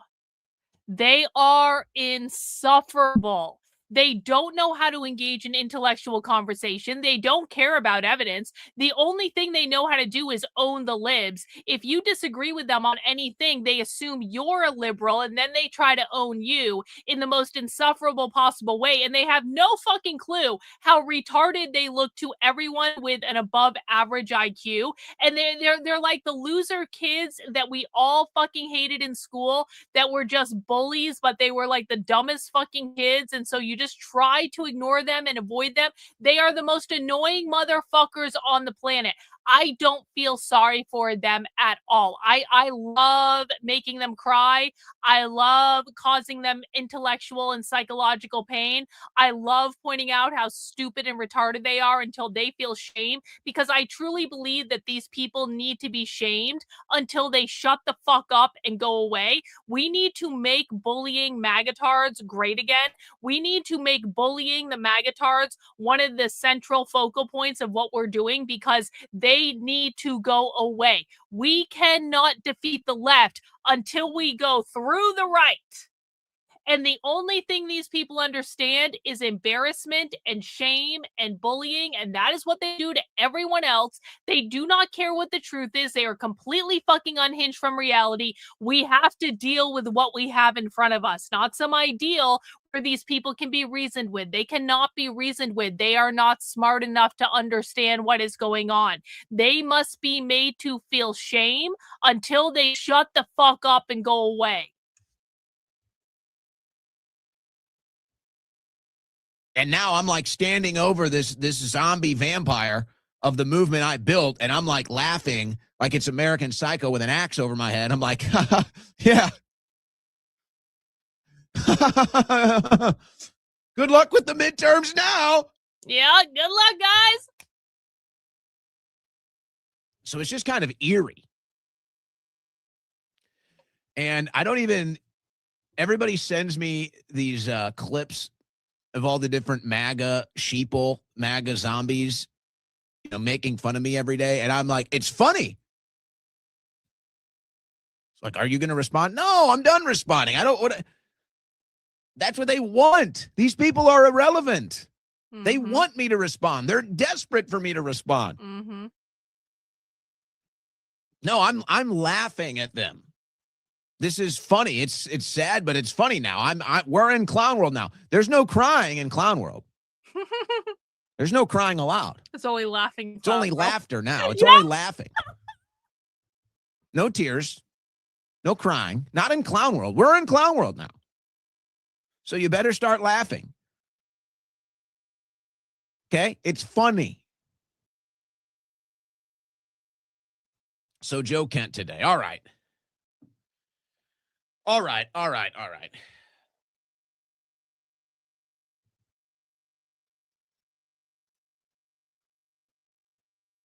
Let me read his statement here. I'm not going to read the full letter. I'll just read his statement on X. Save us a little time. After much reflection, I have decided to resign from my position as director of the National Counterterrorism Center effective today.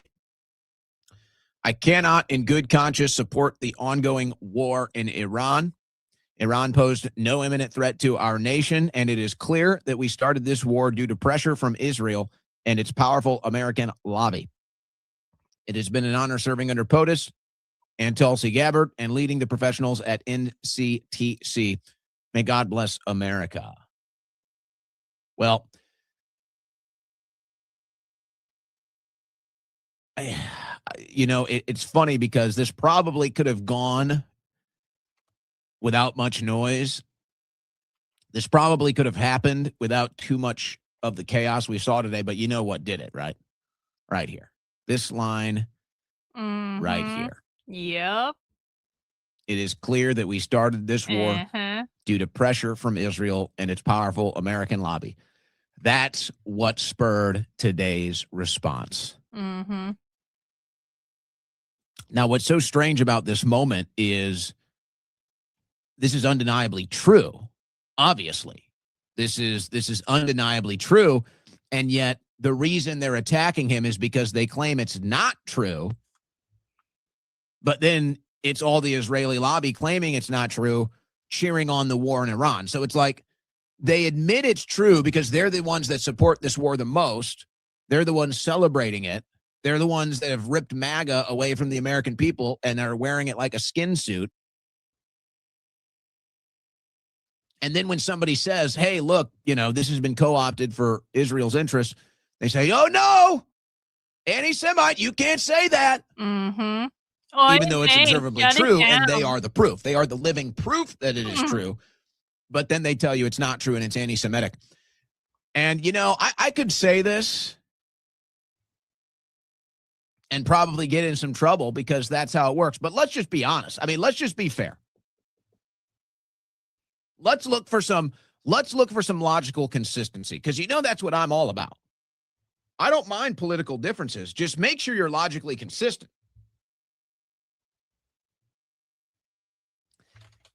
If I come out and I'm talking about crime statistics and I talk about per capita, the most violent demographic in America per capita is Black Americans. If I say that and I cite crime statistics, what's going to happen? Systemic Well, racism. the left wing is going to come out and they're going to say that's racist. Systemic racism. And then the right wing is going to come out and they're going to say, no, that's facts. Facts don't care about your feelings. Facts can't be racist. So that's a fact. So, okay. I cite crime statistics based off demographics, say Black Americans commit the most crimes. Right wing says that's true. Left wing says that's racist. Now, if I come out and I say American Jews or Jews in general support the war in Iran, or maybe even generally speaking, support Trump more than any other demographic group per capita in the United States, that also would be factually true. If I go on, and I will show you, because I've got some of the responses from Kent today pulled up. I'm going to bring them up. If I sit here and I say, per capita, Jews are attacking Joe Kent more than any other group. If I say per capita, Jews support the war with Iran in America more than any other group, even though you could sit here and show that that is statistically and factually correct, the right wing would call you a racist. Yup. And the left wing would say, no, it's true. Mm-hmm. True. Do you see the insane clown world that we're in here? Yup. Do you see the insanity? And they want you to think this. They want you to think if you actually walk a straight line, that somehow you're crazy. Don't be gaslit by this. Don't be gaslit by this. We're the ones walking the straight line. We're the ones that are staying the same. We're the ones that are being honest here. And whenever you see people that are upset over honesty, whenever you see people that are upset over having an honest conversation, that's because they have something to hide. That's because you're on to something and you're exposing something that they don't want you to know, that they don't want to be exposed. So explain that to me.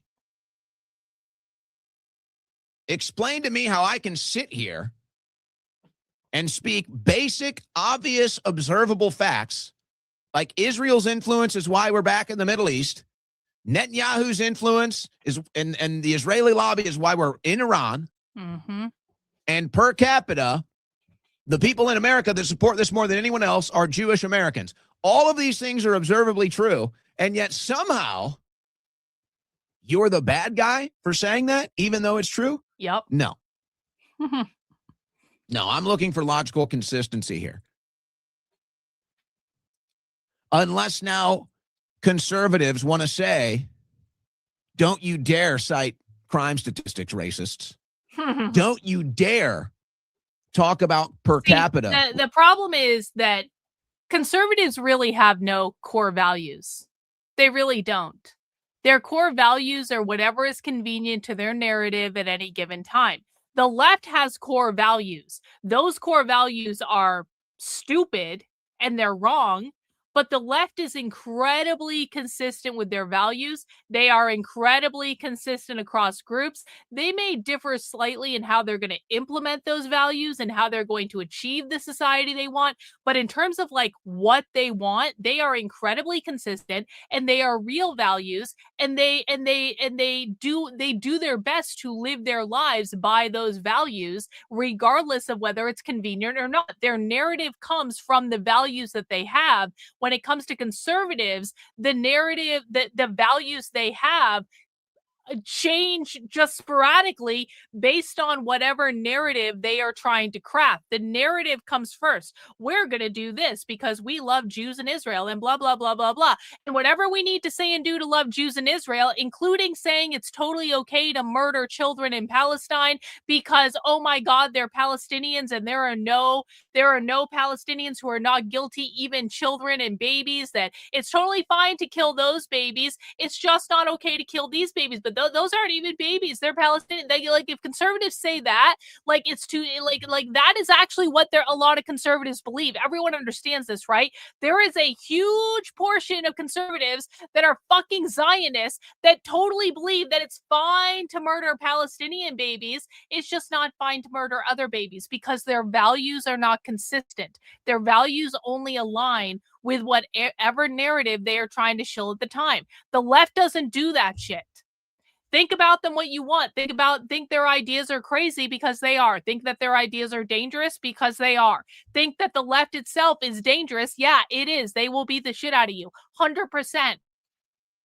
But their values are consistent. And their values are something they actually hold dear as part of their identity, whereas conservatives claim to hold values. They claim to be the morally superior ones, and yet their values are dictated by whatever narrative their fucking influencers are trying to craft on any given day. And P.S., those influencers who are crafting the narrative are paid by the conservative lobbying organizations to craft whatever narrative Israel is trying to buy at any given time. Racist. Are Republicans ready to go there? Is Conservative Inc. ready to go there too? Or are we just stopping? Is this the line where we stop speaking the truth? And just like the left wing wanted to censor us for speaking the truth, now the right wing wants to censor us for speaking the truth. Mm-hmm. But these things were also obvious. This is who you're bunched in with today. Hey, look, politics makes strange bedfellows. I get it. But boy, this is a rotten group you're in bed with today. Here's Alan Dershowitz's response to Joe Kent. Neo-Nazi, Jew-hating, Israel basher, quits administration. Good riddance to bad garbage. It's funny, of all the Jewish Americans like Dershowitz and Shapiro and the rest of them, and Levin that are all trashing Joe Kent today. Joe Kent served more combat tours in the Middle East than all of you combined, because all of you combined served 0 tours in the Middle East. How funny is that? They want you to go fight their wars in the Middle East. And then you actually go fight their wars. You actually go put your life on the line for their wars. And then you come back with a different political opinion and they toss you out like garbage and they treat you like trash. Wow. I guess that really shows the one-way nature of this relationship. I guess that really shows it's an abusive relationship. The entire extent to this partnership, this camaraderie. Oh, we love you so much. We're your friends. Oh, yes, go fight the Muslims in the Middle East for us. Thank you. And then you come back, you have a different opinion. Get out of here, neo-Nazi garbage. Get out of here, anti-Semite. Get out of here. Oh, I just fought and bled for you in the Middle East. Doesn't matter. You don't agree with me now, so get out. Yep. Amazing, isn't it?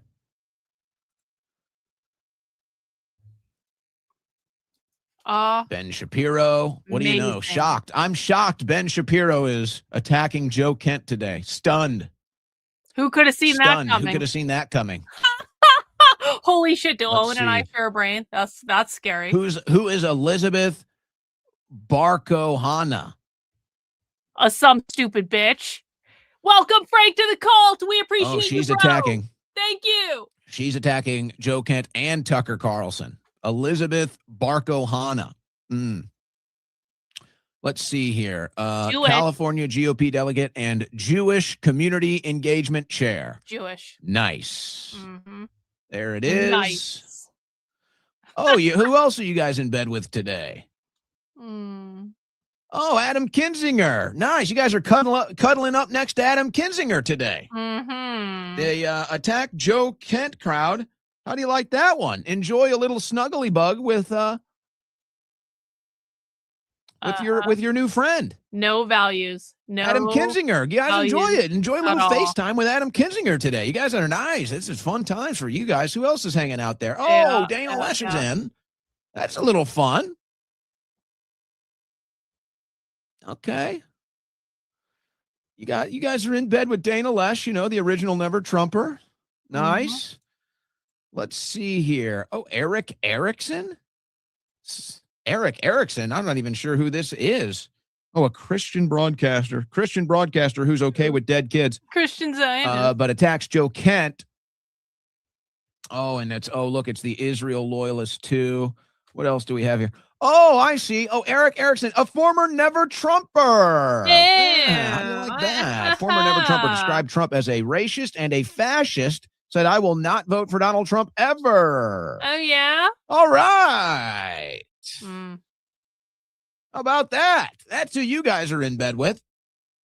A bunch of Never Trumpers and a bunch of warmongers. And Adam Kinzinger, who's both.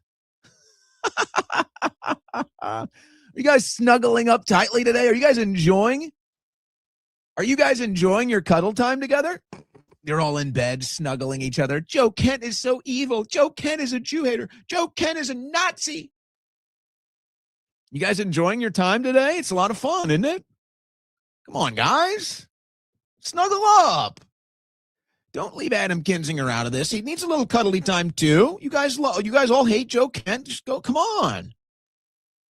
Now, remember when they used to do this game?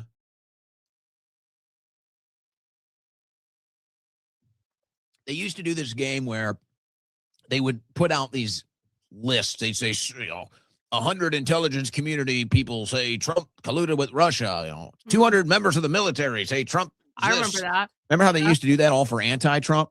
Uh-huh. Now they do it for pro-Trump. This is total proof that Trump has completely turned teams here. 75 retired U.S. military leaders back joint U.S.-Israel strikes on Iran. It was always Jewish. So now all the people that would complain when they did these lists that were all anti-Trump, now they do it pro-Trump, and you guys all love it. And you can't even see what's being done to you. You can't even make out that this is the exact same propaganda that you guys used to hate, and now you love it. They just can't. So real. They can't figure it out. So let's go to Trump today in his St. Patty. All right. That's it.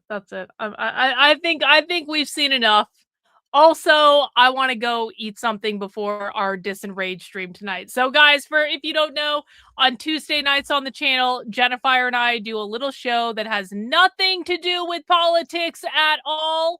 Nothing to do with politics.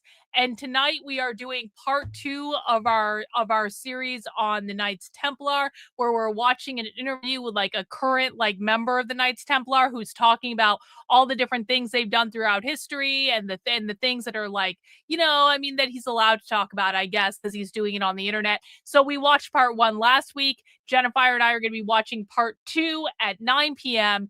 And I'm going to do something fun today. I am taking a day off of chicken. My dog is really pissed off.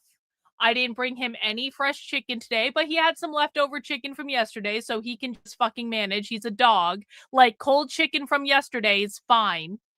But you know what I'm going to do? You guys know what I'm going to do? You guys know what I'm going to do?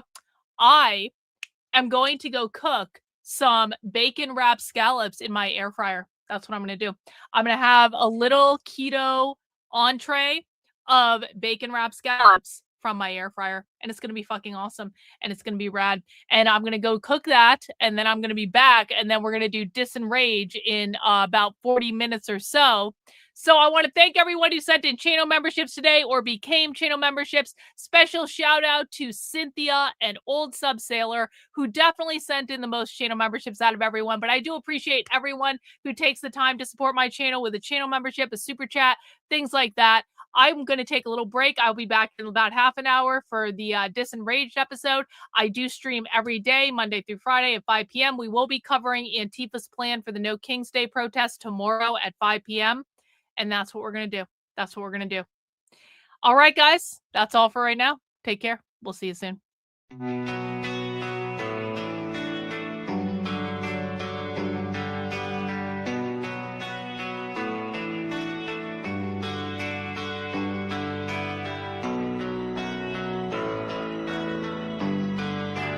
How are you feeling? How long have you been here? 3 months, May 17th. And what brought you here? That's difficult to answer.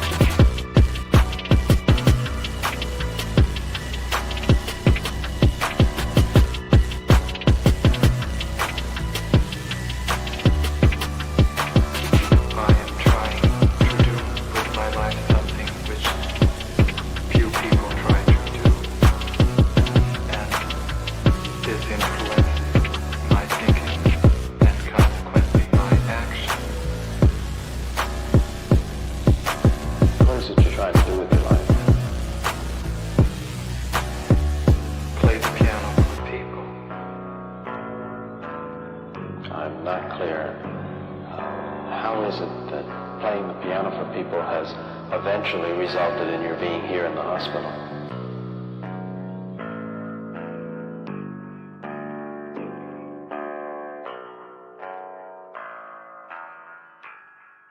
That's difficult to answer.